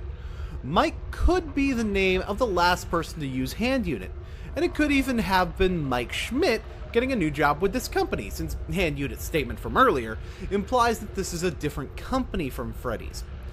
Perhaps Mike Schmidt is the game's equivalent to Dave from the books, just an alter ego William Afton uses to avoid detection. I'll go more into how the name Mike could mean someone other than William Afton, as things that come up that point to that come up. But I'd like to note that all I'm saying here is that your theory isn't nearly as airtight as you're making it out to be with this, in terms of the protagonist. Even though I do agree that your interpretation is the most likely answer, that doesn't mean it's the only answer. And, by the way, the fact that you ignore Hand Unit's label is going to come up in the second video. For proof, we begin by turning to the in-game dialogue. On your quest to unlock the game's fake ending, the animatronics taunt you with these little bits of dialogue, spoken by a young girl in a British-sounding accent. I'm still here. Isn't this why you came here? To be with her again? So we know that whoever the player is has some sort of connection to this mysterious young girl. But who is she? Well, throughout the game, between nights, we hear the same girl pressing her father to let her play with baby, saying things like, Daddy just once let me go play with her. She's so pretty and shiny. Didn't you make her just for me? From that small snippet, we can not only tell that our character is her father, but that he's also in some way the creator, or has some level of control over the animatronics. Because, you know, the segments in between nights are always from the point of view of the protagonist of the game. Seriously, your only precedent, and I do mean only precedent, is FNAF 4. FNAF 1 doesn't even have between night segments. FNAF 2 has you in a suit on the stage, so, that has horrible implications. FNAF 3 is clearly from the point of view of the dead children, and FNAF 4 is from the point of view of the crying child, and the context of the game is what indicates that this is who we're playing as. You're about to show that the girl is Afton's daughter because of the accent, and yeah, I agree. That's clearly what's going on, but your proof that we play as Afton is tenuous at best. The way the little girl speaks, if not for the accent showing she's Afton's daughter, even saying her father has control over the animatronics is a bit of a stretch. You could just work for the fucking place like you do in the game. And so for the rest of the video, I'm going to correct your two requirements a little bit. Instead of her father, we can assume that the protagonist is directly related to the girl, which is why using her voice still works to taunt the player, or rather the protagonist. After all, if we are from the point of view of the protagonist during those sections between nights, then yeah, it still works. The second? Honestly, the only thing he has to have is the ability to perform maintenance on the animatronics. That doesn't mean he created or controlled them. This in turn narrows the field down by quite a bit to two men, William Afton and Henry, no last name given, the two co-founders of Fazbear Entertainment as introduced in FNAF Silver Eyes. By the way, low blow, Scott, forcing people to read in order to have any sort of clue as to what's going on in the franchise now? Because seriously, without reading the book, you would have no clue the importance of William Afton. Oh well, that's what I'm here for. I read it so you don't have to. Kind of like the nostalgia critic. Okay, Mr. fucking White Knight, what about when you boot up the fucking game? There's no doubting what you've achieved on a technical level. These are clearly state-of-the-art. There are just certain design choices that were made for these robots that we don't fully understand. The extra massage We were feature. hoping that you could shed some light on those. She can dance. She can sing. She's equipped with a built-in helium tank for inflating balloons right at her fingertips. She can take song requests. She can even dispense ice cream. With all due respect, those aren't the design choices we were curious about, Mr. Afton. Ah! Yeah! Nailed it already! That's right! They tell you his last name, they tell you that he knows how these animatronics were designed, since he's the one being questioned about it. In other words, Mr. Patrick, we have a clue as to how important he is without reading the book. Anyway, based on the girl's accent and William Afton's similar dialect at the beginning of the game, She can dance. She can sing. She's equipped with a built-in helium tank for inflating balloons right at her fingertips. it would seem as though we have ourselves a match. No! Bad Maury meme! I'm gonna admit that the only reason I'm playing this is to show that you know they tell you who William Afton is! Now, I know what the argument someone's gonna make is, but they don't tell you that he's Purple Guy. First, the fact that he's Purple Guy is unimportant to this game, so why the fuck do they need to tell you that? And second, questionable design features on Afton's animatronics that he doesn't seem to want to address is a subtle indication that he has ill intentions. It's not spelled out, but it's certainly there.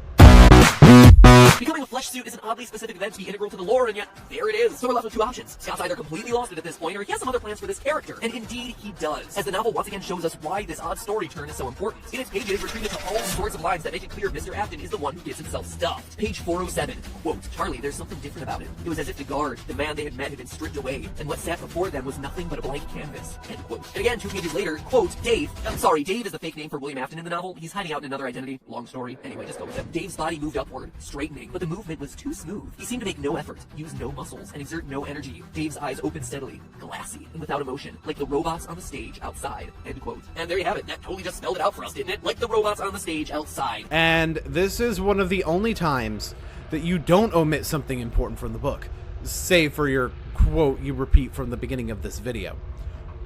Why is this worth playing? Because it shows that the book hints at the fact that Afton becomes an animatronic, but it's explained away in the book as he's crazy. It's a very solid interpretation. Unfortunately, in fact, the book makes a huge deal about Afton's eyes, over and over again, like when the character John describes seeing Afton kidnap his friends on pages 120 to 122. Quote, the eyes, they were all I could see. They were dead, just dull and flat. Like they still moved and blinked and saw, but whatever was behind them had died a long time ago. End quote. Yeah, just some additional information that kind of points to something he says later that really could just be explained away by it being in the book. But since MatPat is saying the book is so vital, it's worth noting that John's talking about the original killings here, namely seeing the killer in what was presumably a Fredbear costume when Michael, who in the books represents Golden Freddy, was kidnapped. This means that the eyes of the killer were long dead during the kidnappings, as in long before these animatronics were created, when Freddy's was still open. Something to keep in mind for his later interpretation of the events. Anyway, it's not just the eyes that give away Afton as the animatronics meat puppet. His overall physicality has undergone a drastic change over the years as well. On page 418, we hear that Afton started off robust and lively, a hefty man who had the ruddy geniality of a financially shrewd Santa Claus. So this omission is actually something that helps your case, but I still think it's worth noting. Namely, right before this line, and I quote, "Someone had told them that Henry had a kid who was abducted several years prior, but didn't know much else." This tells us how long Afton may have been abducting kids. It's relevant to your later timeline in the same way that John's statement is. But then there's the line that baffles me that you never included it in your video. William Afton was the one who made Freddy's a business, as he had with the previous restaurant. So in the books, Fredbear's is an older restaurant that, based on the tense of the verb had, was no longer in operation when Freddy's opened. That could certainly be true in the games too, but let's keep this in mind when I ask some questions later. For playing Sister Location, it takes on a whole new meaning. Now, there are two major complaints against the Afton theory. One, that Baby's first lines are, "I don't recognize you. You are new." And two, that none of it makes sense if Afton bleeds out in Springtrap in FNAF 3. But there's an easy answer for both of these situations. There sure is. The first is that Baby lied, since you indicated that Baby lies to us during the game. And the second is that FNAF 3 takes place after Sister Location. But that's not the explanation you give, is it?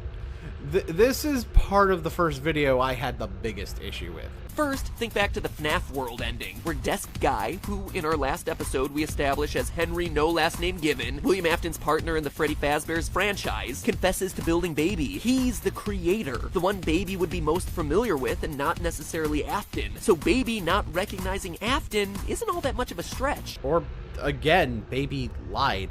And by the way, this interpretation is gonna bite you in the ass later, including the fact that you assume that your theory about the FNAF World ending depicting Henry to be correct, when the books outright state that Henry's the mechanical genius, so you don't even need to rely on your prior theory to prove that. And regarding Purple Guy's death, we see in the book that William is covered in scars. Scars left over from surviving one major round of Springtrap failures. Quote, Dave had been shirtless under the costume and now his bare chest was clearly visible. His skin was horribly scarred, with raised white lines that scored his flesh in a symmetrical pattern, each side of his body mirroring the other. He raised his arms and turned slowly in a circle, giving Carlton ample time to see that the scars were everywhere. And here's the blatant misrepresentation of the book. See, yes, that quote does show that he has scars all over his body.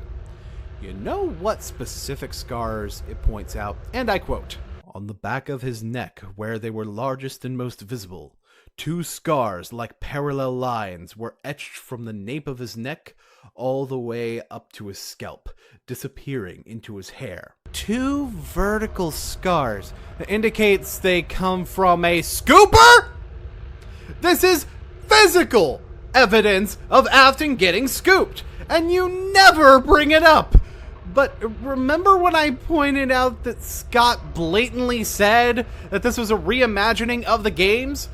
The ending of the book depicts Purple Guy's death in FNAF 3 directly. And I quote, "Charlie plunged her hands into the gap beneath the costume's head. Dave drew back, but she held on. If you want to be one of them, then be one of them," she shouted. She tripped the spring locks. Dave's eyes widened, and then he began to scream.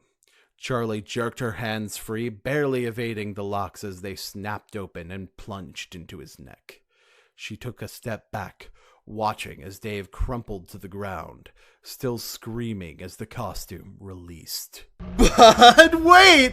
There's more! Also note that we never actually see Springtrap die in FNAF 3, just collapse into his own pool of blood and shiver there. The light never drains from his eyes. And you know what else we never actually see in FNAF 3?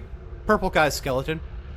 I unfortunately have to go into a bit of a graphic detail on this point, but just hear me out a little bit. We see what appears to be a jaw, but the skull has no top half. It certainly could have gotten crushed when the spring locks released, sure, but the jaw also appears to have no hinge, no way of closing. And as for his arms, well, it looks like endoskeleton, not human skeleton. In other words, purple guy in FNAF 3 most likely has no skeleton! Because he's an animatronic! And if you think about it, that's the reason he's still able to move 30 years later. It's not because he's possessed. It's because he was a machine when he was killed.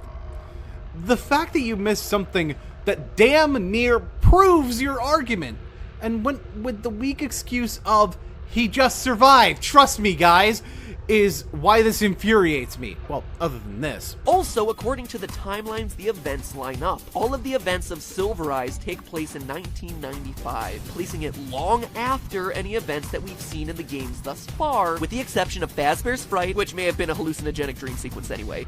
Really? So you mean to tell me that the part of the franchise that is confirmed to be only loosely canonical overrides the canon of something that is a direct part of the story? And again, the fact that you go with this limp-wristed explanation to throw a piece of media that, mind you, directly contradicts the dates presented in the games is why this infuriates me so much. You could have proven your argument, but instead, you just made weak excuses. By playing through the game and unlocking Sister Location's secret private room, players get treated to a shocking Easter egg. By typing the date 1983 into the keypad besides the monitors, the static blazes to life, revealing blurry footage of the FNAF 4 house, the plush trap hallway, Foxy's closet, and creepiest of all, the crying child's bed. We also get a clue as to how this is being done. Sitting there on the desk is none other than our good old friend, Psychic Friend Fredbear. He's here, he's there, he's... What did I say about the memes in the first video? Okay, but memes aside, this whole point is that Fredbears in the fourth game, according to your theory with this evidence, are plushes with security cameras. And yeah, that sort of makes sense. Sure, the angles don't match all that well with where the Fredbears are placed, since almost all of them in FNAF 4 are low to the ground, save for the one on the grandfather clock, and all of these angles are overhead, but it's not to say those are necessarily the only angles the cameras are in. There is something strange about the Fredbear angles that you missed, though, and I think it's worth mentioning. The Fredbears from FNAF 4 are just that. Fredbear plushes equipped with hidden security cameras, something mothers are using all the time these days to monitor their children. Note how many of those he focuses on that are outside of both the restaurant and the house. Like, so far out that they're in the street itself. That's some FBI level monitoring right there, just saying. Let me summarize this point here, since it's not exactly a problem. The map from Night 2, when we restore the power to the facility, shows sections of the FNAF 4 map being connected to this location. His points have been good thus far, so that's why I've been kind of skipping over this video. There's one minor thing with his explanation that kind of irks me here, though. In fact, while we were too busy freaking out over the ever-nearing Funtime Freddy, most gamers overlooked that, as a part of that minigame, we were responsible for returning power to those areas of the map. Except, of course, for Springtrap's hallway. There's no real indicator near the hallway at all. Well, true, it could be that two of the systems represent the entirety of the observation, but we could very well assume that one of these is Fredbear's and the other is the house. Notice the placement of the figures on this map, which also strikes me as a bit odd, actually, now that I think about it. The placement of the map that shows the pizzeria is, in fact, on the left, while even according to the diagram that you yourself show, the pizzeria should be on the right of the child's room, not the left. And the connection to the pizzeria is also to the physical left, which means either the map of the above ground areas are reversed from where they should be, or the bedroom from FNAF 4 truly was not in that house. This doesn't really debunk what you're saying, but I can't help but wonder why Mr. I Count Animatronic Toes didn't address the fact that this indicates the room from FNAF 4's minigames and the room from FNAF 4's main game may not even be the same house. Now, before you go saying that an underground facility attached to a house is far-fetched, it's actually something supported by the book in details I guarantee everyone overlooked while reading it. Page 118, our main character Charlie is outside her childhood home, which is also home to Henry, co-founder of Freddy's. While exploring her father's animatronic workshop, we get the following quote. She knelt again and put her hand on the ground, fishing around until she found a small screw in the bare dirt. She palmed it, then looked closer. There were small holes in the ground, exposed when she moved the loose dirt. Charlie ran her fingers over them, thoughtful, end quote. Why, yes, your statement does support the fact that the house is connected to the underground facility. You know what it doesn't support, though? What you say later about FNAF 4? And that's where the big problem here lies. This information is super relevant to how you butcher FNAF 4. And this statement about there being an indication of trapdoors at Henry's house in the book brings up another solution to who we're playing as other than Afton. Who's to say we aren't playing as Henry? After all, he already fits the build that we see at the end of the game before getting stuffed. The book specifically mentioned that Henry always seemed a bit off, and yes, in the book it stated that he committed suicide, and if we're going with the idea that Henry created Baby, then this could be him trying to stop his creation and winding up becoming one with his children in the form of animatronics. Is this a clean explanation? No, like I said, the book implies that Henry committed suicide. And even though that could be explained as, you know, this happening instead, the book also implies that Afton had no children of his own, and more importantly, my point earlier was that Afton isn't the only answer. Could this be a hint as to a secret entrance in Henry's animatronic workshop into Sister Location? In fact, we can prove using more details from the book that it is still being used by Afton. Earlier in that same chapter, Scott makes sure to drop a few more hints that seemingly never go anywhere. But we all know Scott better than that, right? I'm sorry, is that why you ignored the mic label and the specific description of the 2 scars going down Afton's neck and the lack of a skeleton in FNAF 3 and everything else I've been pointing out that you missed while you were too busy with your hand up your ass? Did someone say hand up your ass? Get it? It's because Bonnie's a puppet. I think I'd rather have the jump scares. Whatever. Not important. This right here is probably where some of you guys get why omitting things that added to his theory was such a problem for me. He knows that the small details matter, and yet what does he do? Leave out the small details. It's one thing to leave things out that aren't relevant to what you're trying to get across. Like, for instance, the autocorrect from the elevator segments, or the soap opera between nights. But you leave out things that help your point! And then you want to say you realize the small things are important in Scott Cawthon's work. Clearly you do not understand that! But again, that's hints that we can glean from the book. The bigger question here is why would Afton be spying on the FNAF 4 house in the games? Well, because it's his. So after all that, you confirm that contradicting the book directly means nothing to you by showing us how the book indicates that Henry's house is connected to the facility. And now you're going to show us how the games indicate that it's actually Afton's house.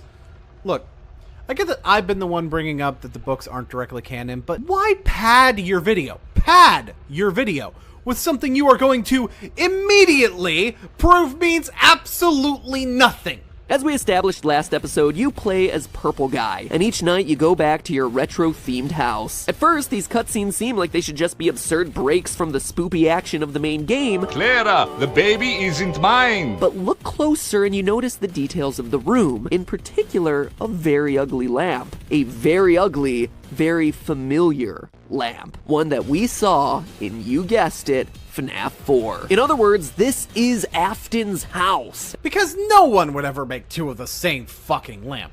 And you know what? My point would be fairly weak, if not for something that's a bit harder to explain being different than, say, a TV or a clock. The wallpaper. The wallpaper in the protagonist's house is striped, while the wallpaper in FNAF 4 is, well, not. This is a difference you can identify in, say, a black and white picture. Like the one we have, for example, on the TV screens in Sister Location's fake ending. Unless this is supposed to be archived footage, that means that this house still has the same wallpaper as during FNAF 4, when the protagonist's wallpaper was different. Now, of course, you could make the argument that it's a different room, or again, that what's on the screen is archived. But when your argument for the houses being the same is a goddamn table lamp, and seriously, get better proof! And from his underground private room, he's observing his kids. Crying child, the older brother, and the girl who eventually becomes baby. Which brings up yet another answer other than William Afton, and a damn good one. So, let's say you're right about this being Afton's house, right? And the secret room being Afton's way to keep an eye on his kids while he's working. So, if he's got 3 kids, where's the 3rd kid now? According to your timeline, this takes place after FNAF 4, which matches up with the book since Fredbear's would definitely no longer exist if it's after the closing of Freddy's. And the little girl is baby, as you said, so what about the older brother? While he could be off at college, doesn't it make just as much sense for him to possibly be working maintenance? And you know what we don't know? His name! He could very well be Mike Afton, thus fitting the name on hand unit into the story. But no, William Afton is the only fucking answer! Remember what will happen if he catches you. It's a line we hear repeated over and over again throughout FNAF 4, and now we know why. This could be seen as a bit of a nitpick, but you know what will happen if he catches you isn't even said more than once in FNAF 4. Never mind repeated over and over again. Crying child has seen Golden Bonnie abduct children multiple times in the past. This moment in the back room that we all debated about whether or not it was a murder is in fact a child kidnapping. Silver Eyes proves it as it shows that Purple Guy kills by trapping the kids in spring-lock suits. Having witnessed a scene similar to this, the boy is justifiably terrified, trying to avoid the pizzeria at all costs. So wait, that was a murder, even though there's also another employee standing right fucking there. And he doesn't seem to notice anything out of the ordinary about, I don't know, a child whose head would be more easily identifiable as not adult in real life than in an Atari minigame in a spring-lock suit right in plain view of the open back room. This scene makes Purple Guy out to be the dumbest serial killer of all time. By your interpretation, which admittedly could just be an oversight on Scott's part or something to show us something we needed to see. However, all your passage from the book does is show that his method of murder was the suits. Never mind the fact that this blows your timeline out of the water. So, if this right here was a child murder when Fredbear's, which according to the book would be Afton's first restaurant, then why is Afton your Purple Guy? Thin. I'm sure the argument could be made that we would recognize him, but I think you're forgetting that there's 2 Purple Guy sprite designs in FNAF 2 when we first introduced Purple Guy, and the other one is a slightly different shade of purple, which led people to believe that he was a different person. Every time we see the other Purple Guy too, he's always smiling, like he's more, I don't know, affable? And while not depicted as fat, he's certainly on the shorter and thicker side than the other Purple Guy. And why exactly would the owner of a business be wearing a badge? In other words, we have a sprite for pre-scooping Afton, and this isn't it. While true, the other design could very well have been abandoned because it was more crude looking, remember what you said yourself earlier. We should know better than to think something small isn't important in Scott Cawthon's work. But it's kinda hard when your father is one of the owners. Meanwhile, William Afton knows that he's been found out, hence the observation monitors and security Fredbears. He needs to be sure of his son's movements, even when he's at work, be it above ground or below. And yet another thing that shows that either this isn't a murder or Afton's a fucking idiot. Why the hell would he open the goddamn door if he already knows that both his son and another employee are right there? And before you try to say, because he wasn't watching the cameras, I call bullshit. He provides dialogue through Fredbear, and yes, I have a response to you saying that isn't him as well. And that dialogue includes things that are currently happening in the room. This is the point where your story just plain doesn't add up. Scott said that things are easily misunderstood in the mind of a child. So, tell me, MatPap, does that make you the child here? Jeez. Babe, I hate to tell you this, but, Chica's not in this game. What? I was just coming to visit you at work. I brought cupcakes. Aw, thanks! You're sweet. Oh, shit, my lunch break's over. Leading us to one fateful promise. I will put you back together. We've analyzed this line a lot in past theories because it's not only the final lines of FNAF 4 and FNAF World, thereby making it super important to this franchise, but because it's also presented to us in a different color than Fredbear's yellow. Someone else is talking here. And now we can finally pinpoint who said it, and more importantly, why. It was Afton. I will put you back together. A promise to fix his son, a broken son, in the only way that he knows how, animatronics. Even though that text color also matches the girl that you refer to as Afton's daughter and the child's sister, doesn't it seem like something a kid might say to someone who's hurt? Of course, it can be assumed that family members could have the same color of text since there's two other characters that share text colors, namely the girl with the Springtrap doll and the guy who laughs at you for being scared. But I'd like to note that this might not be the case with Afton's family in this game, since the child is white and the brother is gray, so it should probably be the same basic black and white color scheme throughout the family. But more importantly, who's yellow then? You could have easily explained who Fredbear is too. Although a vivid yellow is a strange color to pick for a split personality or internal dialogue when gray is right fucking there and his brother could be given red text to match the fact that he's supposed to be foxy, it could be used as a diversion method to make people less likely to notice the difference in text color at the end of the game. But no, I have to give that explanation. After all, if Afton isn't speaking to his son with Fredbear, who seems intent on him leaving at the time when Afton's supposedly in the middle of killing someone, according to your interpretation, then how sure of his movements can he really be if he has no way to guide him where he wants him to go? The rest of this video is just him putting the pieces together. I shouldn't need to address the solution when I've already shown you that you're trying to turn one puzzle into a different fucking puzzle, but there's a couple things I want to address that I brought up before. So I pointed out your quote from the book that indicates the killer had dead eyes, the same dead eyes, long before the incident. While this could be chalked up to lol symbolism, that seems to indicate that the killer in the first place was an animatronic. Well, true. Afton could have been putting on a pleasant facade, but was really a heartless killer. But don't you find it strange that the focus on the eyes that you said indicated him as an animatronic meat puppet extends further back than would be possible for him to be an animatronic meat puppet? And again, lol symbolism, but this part right here made me think of something. The purple guy, the serial killer father trying to put his son back together, is killed by the exact monsters he first created. But not in an unhappy way. He achieved what he wanted, being reunited with his children. Page 411 of Silver Eyes. Quote, the voice of the rabbit was smooth and rich, almost musical. Dave cocked his head to the side so that only one of his bulbous eyes could peer through the sockets. We both wanted to love, he said in those melodious tones. Your father loved, and now I have loved. End quote. Your point in the second video, in the end, is that Purple Guy can be a sympathetic figure. Wouldn't that work better if you said that Afton started killing after his son's death?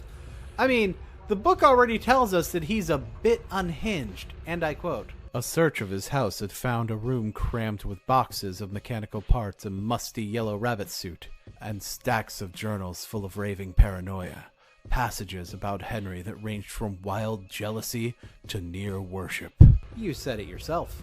Afton's a businessman. He doesn't have the talent that Henry has for creating life, at least in the form of animatronics. Hell, in the games, maybe the only one of the kids that you mentioned that actually is Afton's could be the girl. After all, why would she refer to his father as my daddy if the two of them are siblings? Wouldn't she just call him daddy?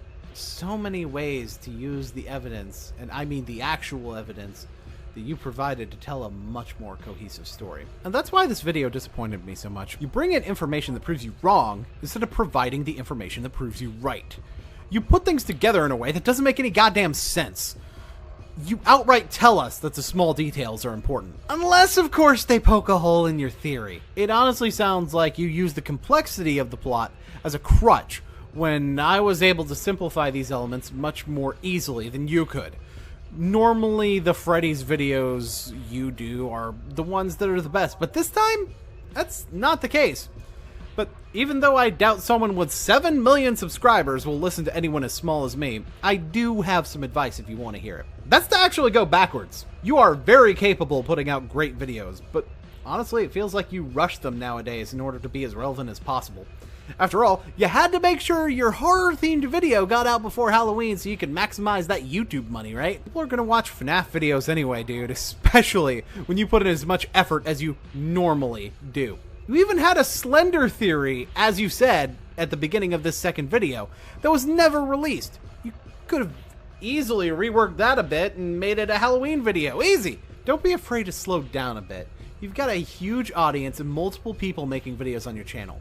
I don't really think it's gonna hurt that much to just take your time a little bit more. The battle is lost. Oh, get off the cross. We need the wood. Penis joke. I'll kill you. Where's my waffles?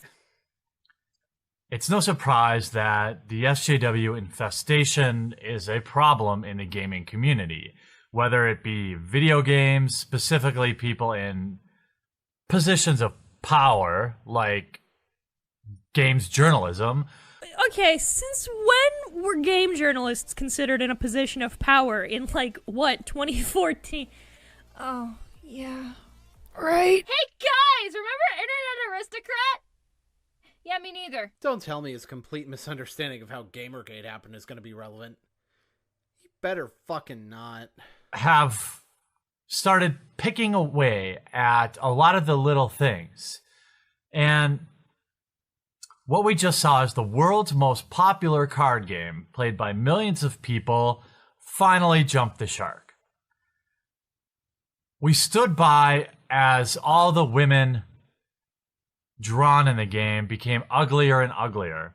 If by uglier you mean that they're more covered and well prepared for battle that they're supposed to be getting into, I mean, sorry to break it to you, but the armor that you see on trashy MMOs for female characters are not practical, and considering that Magic is going for a more realistic fantasy art style, it makes sense for the women to be dressed like Hilde from Soul Calibur. By the way, on that note, if them being more clothed means they're uglier, then that doesn't apply to Magic's artwork either, since women have always been dressed about the same as they are in current artwork. Like, the most scantily clad woman on a card that I can even think of is Sarah Angel's original art from Alpha, because it's practically a close-up on her cleavage, but there's no under boob, no side boob, no nipple slip, just tasteful top boob, and a man jaw. I'd let Chandra and Elspeth step on me. Wait, how can you comment? You're gay! And you're asexual, your point? They can step on me platonically. I like dick too! And yeah, I get it, subjectivity. You might not find these women attractive, and that's fair enough as an opinion. So, why are you saying we sat by and watched it happen, as though the community as a whole has a shared opinion on the aesthetic beauty of the female form and/or bangability? And for that matter, let's go back to the alleged harassment concerning why you were banned. Part of the evidence presented against you were multiple tweets and a video saying that you did not consider MTG cosplay as a service, and the cosplay is basically just there for masturbatory material, including this clip from the very video where you called out Christine Sprankle the first time. I think cosplay is great. It's great. It's not really a service, in my opinion. It's someone who likes to play dress up. But that's just me. Some people see it as that. I think a lot of people see it as fat material, in my opinion. When I start looking at some of this cosplay, I start having to say, like, I feel a little movement down in my pantaloons, and I'm like, I see why people could like cosplay. Now, this statement indicates that you either find Christine Sprankle, while making herself appear similar to MTG characters, mind you, attractive, or you recognize why other people would, meaning that your statement that the community allowed women in the artwork to get uglier cannot be true on any level, even in accordance with your own mindset, considering the fact that someone making themselves look like MTG women in the artwork is considered attractive to you. I bet you could count the number of times they use the word community in their videos, and it would take more than one hand, probably two. This is a word that people use oftentimes to control an illicit response.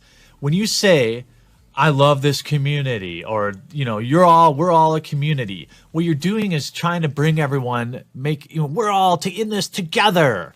When in fact, only one person is really benefiting from that message, right? We're not even a minute in with these half-page rants, Boon. Okay, Heaton, real talk, I want you to look at the first 2 words of the title of this video real quick. The fuck were you expecting? Yeah, the most plus ultra. I'm a fucking idiot. We stood by as the art in general became more puritanical. Bane Alley broke her, though! I've already proven that in terms of how much skin ladies show, this is factually inaccurate. But considering you separated this from your previous point, you could potentially also be talking about the removal of satanic symbols from the game. I mean, I'd argue that's a good idea, but if you have a problem with that and find it to be something that removes from the game's identity, although I disagree with you, I wouldn't be able to call you factually wrong on that front. Just a whiny bitch. And even then, you don't consider the fact that maybe the puritanical dress for those characters is part of their character. What if they're an angel that serves a celestial being and is a warrior that dresses in armor that adorns their master's symbol and likeness? Looking at some of these pieces with women who are characters and even mortal characters who seem to dress in a similar manner for the different factions and superiors they serve within their universe, they all have armor that serve that symbolic purpose to their background. Man, MTG YouTubers really suck. This is not normal! We stood by as you kept releasing more and more absurd codes of conduct. You mean the code of conduct that was last updated in June of 2014? Are you referring to the kind of shit that got you banned? It's some serious salt there, bud. I needed to defrost my driveway, considering it's fucking snowing in March! Of course it's only ridiculous when you're banned off of it. You know what? No. I'm gonna save that one. And on the day, to put some perspective, I know not all of you play Magic the Gathering, okay? And by the way, I have a second channel. It's in fact my main channel. It's called Unsleeved Media. The link is in the description below. It would be awesome if you want to know about any of the games behind me. I actually cover games sometimes on that channel. So go give it a subscribe and see what you think. Well, gosh golly gee, that sounds like a great idea. I'd love to learn more about those games that you pointed to. So how about we... Don't even bother. Well, why though? He never made a video about any of the games behind him except Magic, and the videos he does make about things other than Magic or himself are few and far between, normally with 3 or so every couple of months in comparison to his daily uploads. So, you know, he's technically not lying, just advertising to an audience who won't care about 90% of the product he's advertising, which really isn't very effective, dude. Just saying. He doesn't even talk about Dungeons and Dragons? Of course not, Scarlet! Dungeons and Dargos is for nerds! Watch Ard Mandaleo and Titan's Legacy. Fuck! On the day when the arguably one of the biggest sets to ever be released for Magic the Gathering, Dominaria, the set that was supposed to save the game, the set that was supposed to wash away the horrible taste in its giant player base's mouth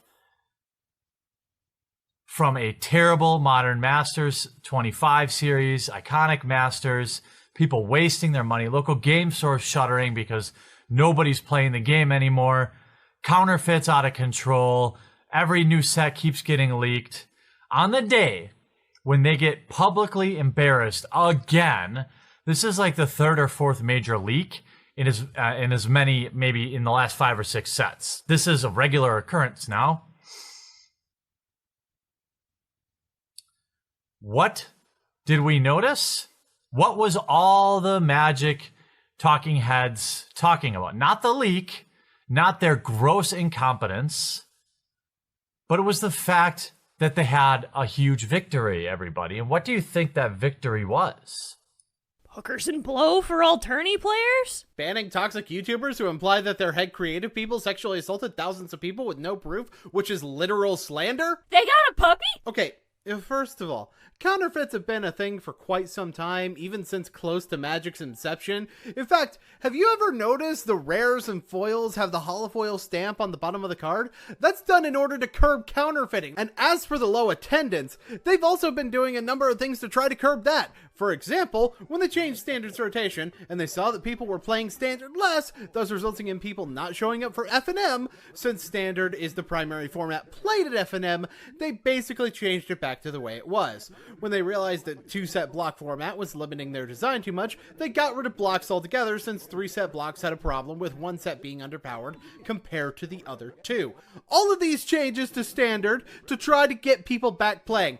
And right here in this video, we've got an example of a player who's gotten into the game since this downturn that you're talking about.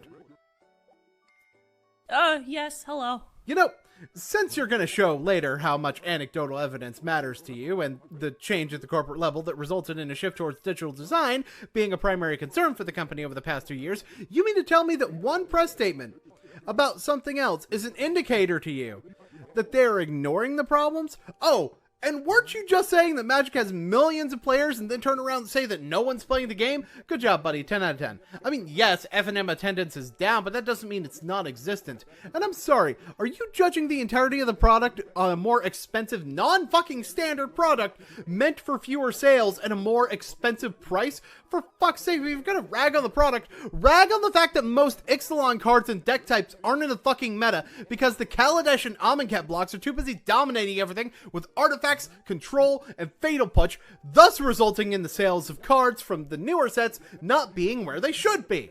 And by the way, why did they need to go on about the leak? Isn't it in their better interest to investigate the matter behind closed doors and talk more about something positive instead?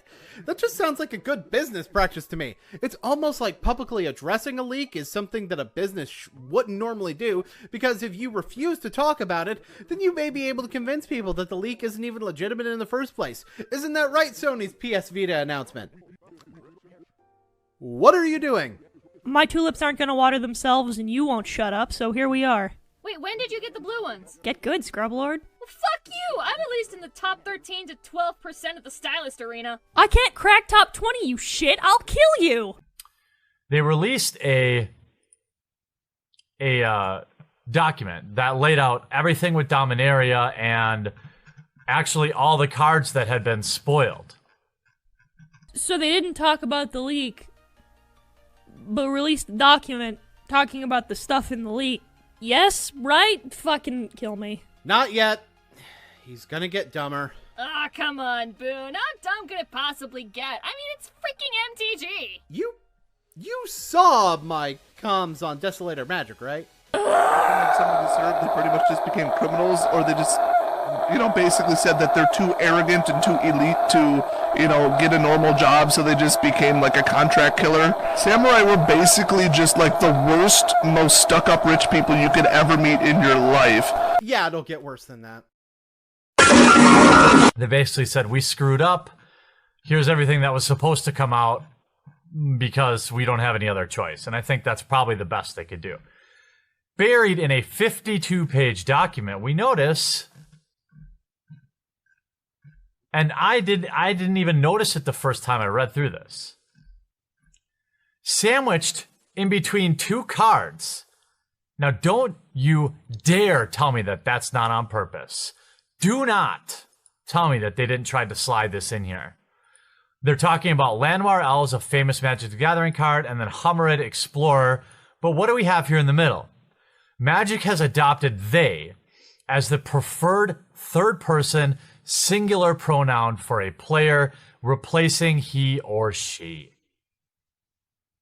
This on the 25th anniversary of the world's most popular card game is a fucking disgrace.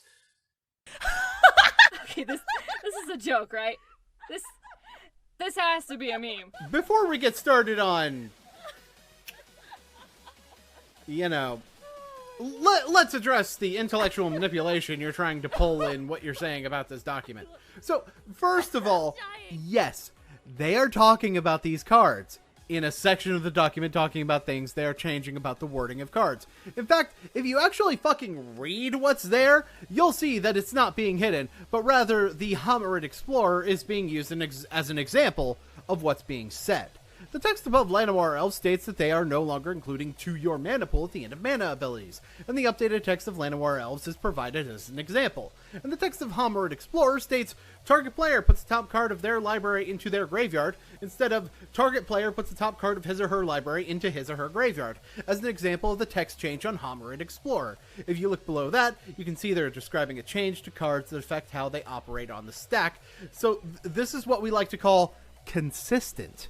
In other words, my dude, they didn't hide it. They presented it just as prominently as everything else in that particular category of announcements in this particular document. Stop trying to manipulate your audience by adding intentions that are disproven by reading words, fuckface! I cannot fucking believe that this is the thing you made this whole video about. This is the single pettiest, most insignificant detail in the whole of the leak. What's the matter? You afraid that the big bad times you're going to have to catch up with your trading card game? Gender is real. Do you know how many transgender people are in the United States as a percentage? The most recent number I could find, do you think it's like, you'd think with all these changes, it's probably like 5 or 10%. Nope. It's not 5, it's not 4, it's not 3, it's not 2, it's not 1, it's not 0.75, it's not 0.7, it's not 0.65, it's about 0.5%. Okay, but what does that have to do with your card game? For that matter, what does a person identifying as the opposite biological gender of the one they were born have to do with someone who identifies as neither of those two genders? Hey, you know, for that matter, that's still 1,625,000 people in the US alone. That's still a lot of potential players. Hey, for that matter, where are you getting your numbers from? For that matter, who the fuck cares? It's just a word on a fucking card, you chuck. And remember that there's no real test to say if somebody's transgender. So a lot of these folks are trans trenders. I don't have a lot of trans friends, but I probably have more than your average bear. And I talked to all 3 of them about this, and they all agree that it's absurd. Anecdotal evidence. More like dunce. Yeah, I have a trans friend. She likes On Melancholy Hill better than Clint Eastwood. Doesn't mean she's right. It just means her opinion is wrong. Fuck you, Holly. Oh, and hey, guy, buddy, compadre, amigo, mi familia. How the fuck do you know your transgender friends aren't trans-trender friends? I mean, after all, you said it yourself. There's no test, even though there actually is one. So, therefore, there's no way to know if they actually are transgender or if they're just riding the trend, if you don't believe that a legitimate test exists. Your own logic completely debases your anecdotal evidence, even if we assume that it's valid in the first place. Oh, and don't get me started on black people that hate black people. I'll get Cory Margera flashbacks. So who the fuck is this change for? It's not for trans people, because every trans player I talk to doesn't care. Nobody was asking for this. Okay, so? There's plenty of changes to Magic that no one asked for that I don't see you or anyone else complaining about. For one, there's the change right fucking above the one you're talking about the removal of mana pool from mana abilities. You say nothing about that being bad, but it was also something I didn't hear you or anyone else calling for. Also, the separation of the symbol denoting generic and colorless mana. For those that don't know, originally a number and a circle was used to denote cards that add that amount of colorless mana to your mana pool, and also denote cards whose cost include mana where type doesn't matter. Nobody asked for these two to get different symbols, and yet they made a mechanic where it mattered, so they did it, and guess who had a problem with it? Fucking no one! The D keywording of unblockable. Originally, creatures that couldn't be blocked said they were unblockable, but this was changed at the same time that indestructible was made into a proper keyword. And guess who had a problem with it? Fucking no one! I could go on, but I have co-op partners, and I'm completely ignoring right now, simply because you are basically lying about the history of this game in order to deceive your audience! Hey, how you doing? Tulips, watering. I've got shit to do while you be a salty dork for 10 minutes. And I've got outfits to craft, so... This is your fault, you know. You still had the opportunity to say no, so technically, no you. Don't blame us for your lack of self-control, Mr. Level 68 in 3 weeks. I'll kill you. In 25 years, you've had he and she on your cards. Nobody complained. And you might be saying, but Jeremy, maybe it's not about what you're saying. Maybe it's not an SJW thing. Well, here's Lee Sharp, works for Magic the Gathering. Now that the cat's out of the bag, not talking about how they completely fucked up again. Imagine if you don't play Magic, imagine knowing every card that was in the Hearthstone set that wasn't supposed to come out for another 4 months. What do you think that does to sales? It kills it. Okay, you know what? I don't play your card games regularly. You know what I do play pretty regularly? Fighting games. You know what happened when the Smash leaks happened? It made me want to buy Smash. If you have a leak, all it does is make the announcement sooner. That's it. The only difference between a press release and a leak is that you get the raw information without the corporation trying to spin it into something you want to buy. The only difference is that you don't get that bump in sales from people trying to figure out what's in them. If sales tank after a leak, guess what that means? It means the set isn't good and nobody wants the cards in it, you absolute moron. And you know what's funny? You talk about how it's comparable to knowing all the cards. The leak was 140 cards out of 269. Yeah, all the cards, dude. If it weren't barely above half, I'd give you the hyperbole, but fuck off. Hell, most of them don't even have artwork, you chuckle fuck! This will be another complete disgrace for the company. Not one person has been fired for this. How do you know that hasn't happened?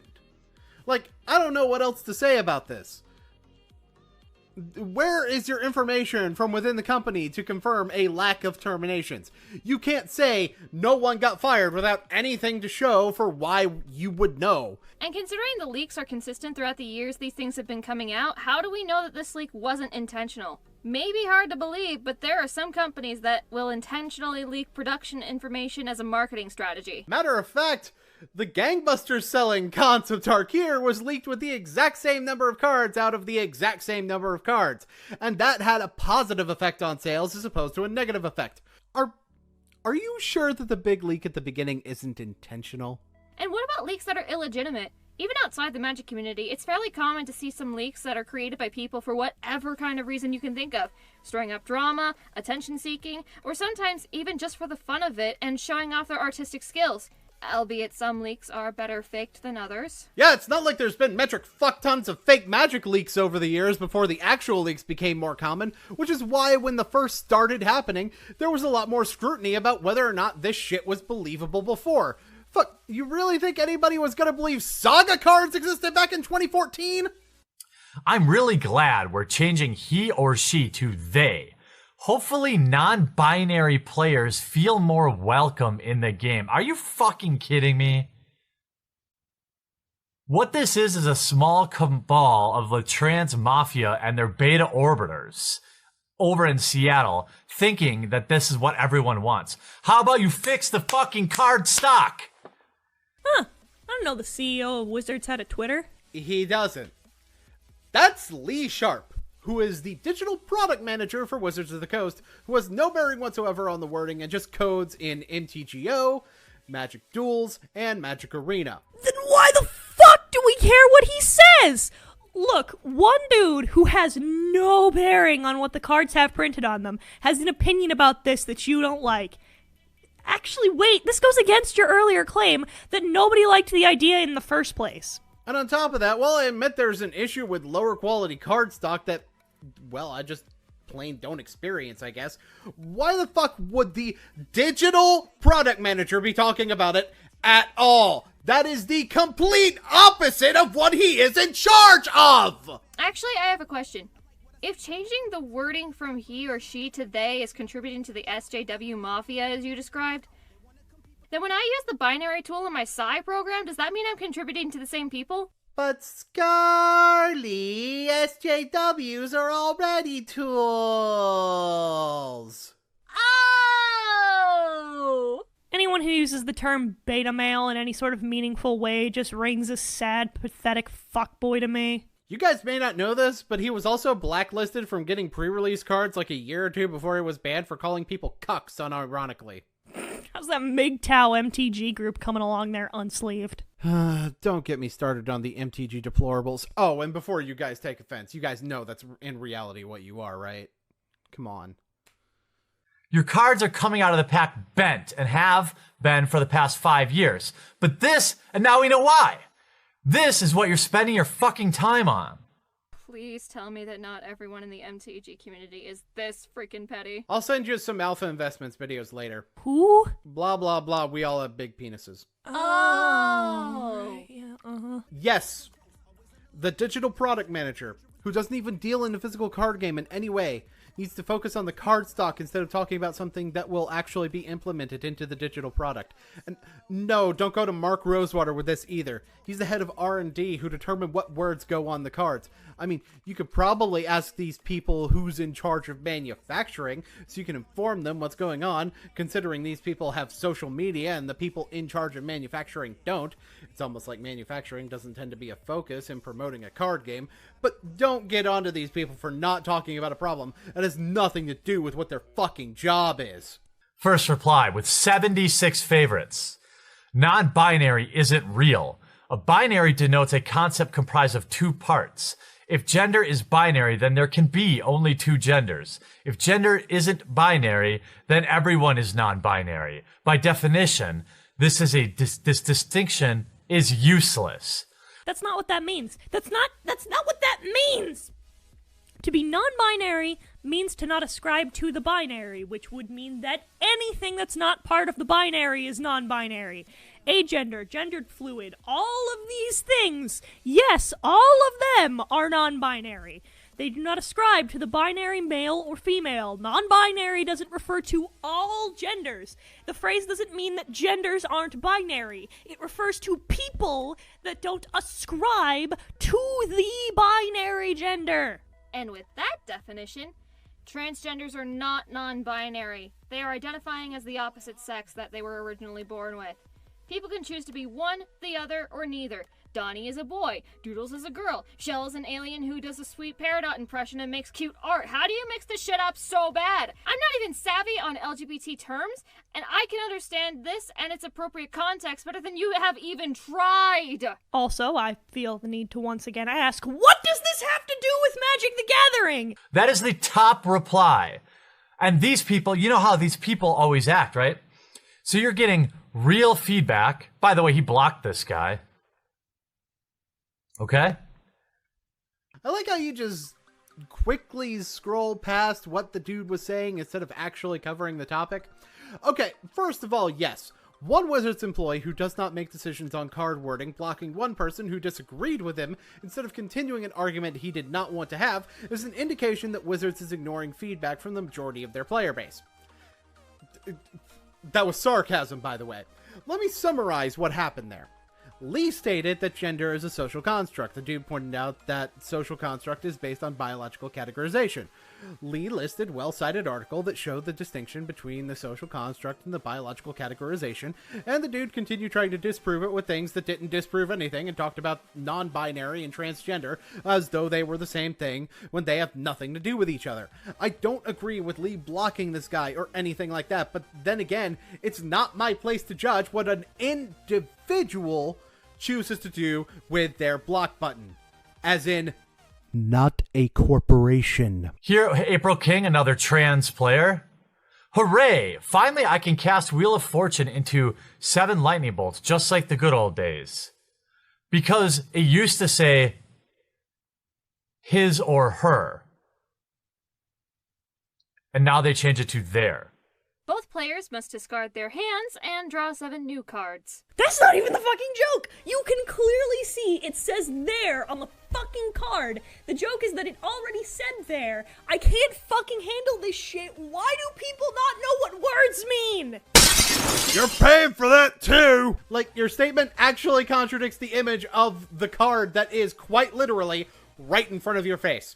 And didn't you say, like, up top that trans people didn't like this and thought it was stupid? Well, whoops! I forgot how to fucking read, apparently. Maybe if you pulled your head out of your cavernous ass, you wouldn't have to read in the dark. Regardless, who are you to speak for a group that you clearly despise?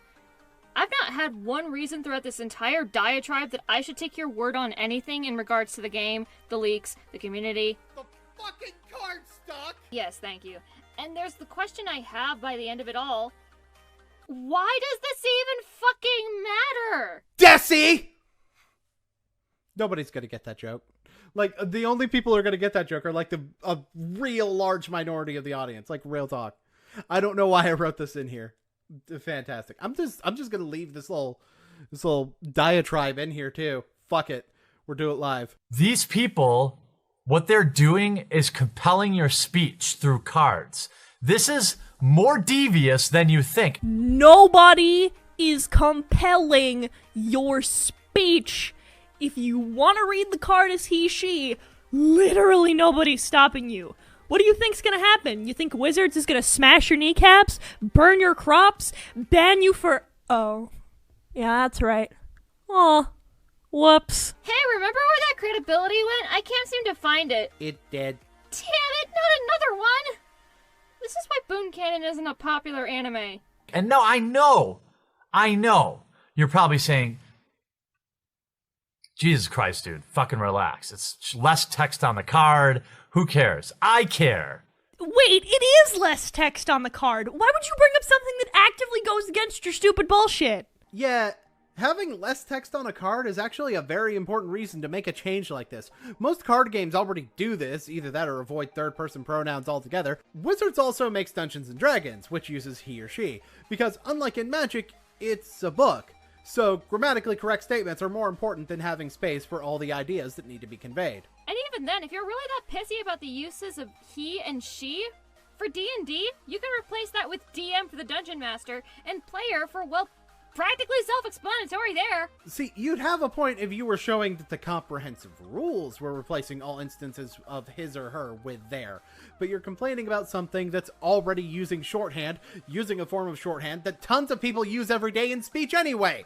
Whether they're referring to, like, okay, seriously. I'm going off script here. This is another fucking point against you. People actually use the third person plural as though it were a genderless third person singular anyway. They do it all the time. Why the fuck is this a problem for you? Because I know what motivated this. And it's ideology. If the game was running perfect and you could show me any data that a significant portion of the player group was either indifferent or in support of this change, I would be fine with it. But that's not the case. What we have is a couple of soybeans up in Renton, Washington, telling you, the player, this is what you should be saying. No, hang on. So tell me, good sir, then why are you so against this? Is it because of your ideology? Legit, there's reasons why this is a practical change. The card length, the removal of word salad. And there's tons of them. However, the only reason you have as to why it should stay the same is purely because of your own ideology, and you have yet to convince me it's anything else. Your move. Remember to untap before you start it next time. Oh, and where's your significant data to show that the majority of people are against this change? Citation needed, fuckface. This is the language you should be using. 25 years it wasn't a problem, but here we are in 2018, all of a sudden it's an issue. I wonder why that is. And he's getting roasted. Oh, you mean that large number of positive comments about the change that you're scrolling through? In fact, if I didn't know any better, that seems to be significant data showing that the majority of people are for this change or indifferent about this change. In fact, if I didn't know any better, I'd say that you're the one who's the triggered SJW trying to force language into people's mouths. Funny how life works like that, huh? Why wouldn't he scroll through them? They prove his bitching wrong and make him look like a salty glass of salt. And then we see, I cannot express how happy I am. Yeah, great. You made 3 people happy and 6 million people think you're fucking stupid. I mean, last time I checked, 1,625,000 people is bigger than 3, but what do I know? Wait, 3 people? Is he talking about us right now? Can Jeremy see into the future? Of course not. If he could see into the future, he wouldn't have said the stupid shit that got him banned! That he admitted was a bit too mean and still didn't apologize for. Hey, wait, on top of that, 3 people? As in, the number of trans friends you had that you got your opinion from? Yeah, congratulations, you cited 3 trans people who didn't like this change. What about the other 1.6 million, you chuckle fuck? Congratulations. I'm cis, so my opinion isn't particularly relevant here. Why? You're saying you can't have an opinion on language because what? You're cisgendered? Are you fucking kidding me? The problem isn't that you're speaking for a minority when you're outside of that minority. The problem is that you're speaking for the entire player base and what they think and believe without connecting to their actual thoughts. The fact that you're taking this high of a pedestal gives me a bad impression on the Magic community as a whole if you're claiming that's who you're speaking for. I love how you're also scrolling past a bunch of positive comments about this, while also reading some positive comments about this, while saying the majority don't like it.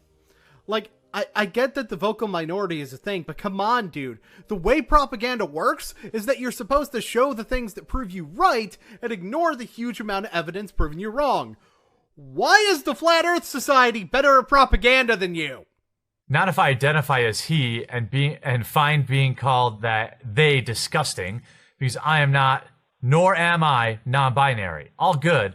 I wouldn't play your game anywhere. I don't like being around pedophiles. Ha! Got him!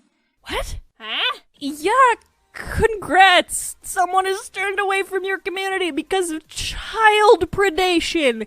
Here's your Pyrrhic victory. It's still covered in blood. You know, it's funny because here it is, he's crying because he got banned and is laughing at the people who banned him getting banned for this kind of crime, which I'm guessing is a minor group of people who committed them, right? As far as I can tell, he's cited policies that show that people are being decommissioned as judges, because that's where the accusations are being levied at the judge program, as soon as the crimes they committed are exposed to the public. And he's saying that Wizards is lying about it because of, from all the research I can do on the topic, a singular mistake with no proof of intent to deceive, and a bunch of guilt by association blanket statements that solely accuses people of knowing about it because they were friends with the culprit, which no, real life doesn't work like that. Oh, and also presuming that Wizards said anything about DCI banning people when they said that judges have a zero tolerance policy on this type of thing, and not players. And look, I'm not saying that the one situation isn't pretty abhorrent, because it really fucking is. But at the same time, to treat a case that at the time is shown to be a minority as though it is the majority is, well, kind of what you're claiming to be up in arms about. So it's definitely not something that you should be, promoting. You laughing at something like this, though, is just showing how fucking petty you are. Is this how desperate you are to make your fucking point? You're laughing at an accusation of child molestation. Congrats! If I couldn't trust your credibility before, sure as God's got sandals, I can't do it now. And these people are never happy. He is a friend of the channel, Terra Sophia, a trans person who put up a great video on it, by the way. You should check it out. If you're one of those people that, you're a cisgender male, you should have an opinion. Watch a trans person's opinion on it. She thinks this is fucking stupid too. In fact, you're actually removing women from the game. Part of her point was that if representation is important, removing women from the text of the card probably isn't helpful for that. And here's a representation of who watches her videos. 98% male, 1.7 female. She makes Magic the Gathering videos. That's about what mine are on Unsleeved Media, too. Yeah, and her thoughts are just as fucking dumb. Erasing women from the game? What? No. Okay, when I think of MTG, a tangential player, I think Planeswalkers. Yeah, when I think Planeswalkers, the first person that comes into my mind is Chandra. Whenever people talk about MTG, I think of the steampunk lady with the fire hair. Actually, are you throwing her out because, look, fuckers, the lady agrees with me? Because I don't know why else you'd be bringing it up the way you did. Oh, and let's talk about you bringing up your viewership numbers as proof of females being the minority, and hers for that matter. You have, what, 150,000 subscribers? So let's assume that your fans are actually watching your videos, which, I mean, you don't need me to point out how false that is. You can look at your own numbers, but let's assume that for a moment. What was that number you cited earlier? Is the number of people Wizards pissed off? And 6 million people think you're fucking stupid. Yeah. Yeah, you don't speak for the majority of the community either. So who are they pandering here? And of course, predictably the next day... Sorry. Predictably... What do you think he saw the next day? Do you think he was a victim? Yep. Well, my block list certainly has grown a lot. People upset about the pronoun change. Nominally, yes. Okay. So everyone is telling you that this is dumb, but you don't care. You're like, la la la la la la la la la la. Use the words I want you to use. Professional. He's got a very punchable face now that I think about it. Please see earlier point about the positive comments that you skipped over to get positive comments to make fun of. Because, you know, everyone. Also, how is that not what you're doing? Like, you keep scrolling past people disagreeing with you and screaming over them because you don't like what they're saying. Nah, not salty at all. My boyfriend is less autistic than you. I'm less autistic than you. Vote with your wallet, people. Again, go check out Unsleeved Media. I talk about more than Magic the Gathering. If you're looking for a new hobby, I cover a lot of Magic, but I also cover a lot of other things. I call bullshit! While you do occasionally talk about things other than Magic, yeah, once a season spotlight on something other than Magic doesn't really count as covering lots of other stuff, unless you're being a dishonest fuck to get people to watch your channel for content that they aren't gonna fucking get. Now who's crying for their fans' money unsleeved? You don't talk about D&D enough, so no thanks. I'll just be over here with my mini character sheets. Yeah, if you want to watch something that has nothing to do with Magic the Gathering, but still want to support Wizards, please watch Dungeon Mastery with Boon and I. Or my Speed Pizza Dungeons & Dragons characters. You guys are aware that Magic was created to be played between D&D sessions by a bunch of D&D nerds, right?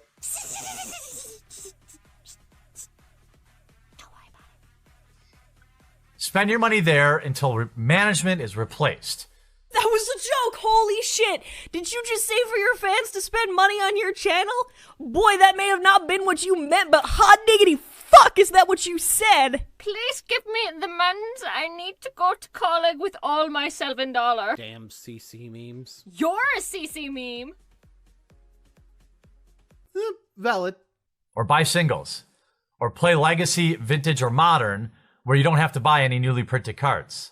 You mean newly printed cards that may be designed to add new options to Legacy or Modern decks? You mean those newly printed cards? You mean buying singles, kind of like the guy you have the biggest problem with, Tolarian Community College's professor, encourages everyone to do, and is the entire point of his booster box game series?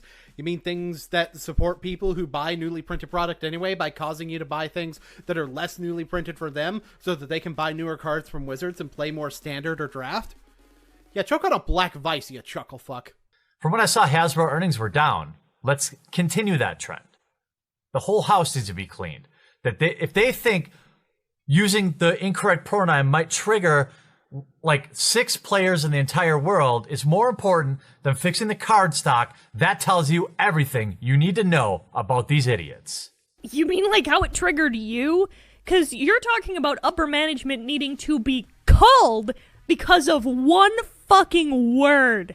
Yeah, if anyone's the triggered snowflake here, it sure as shit ain't the trans people in the community.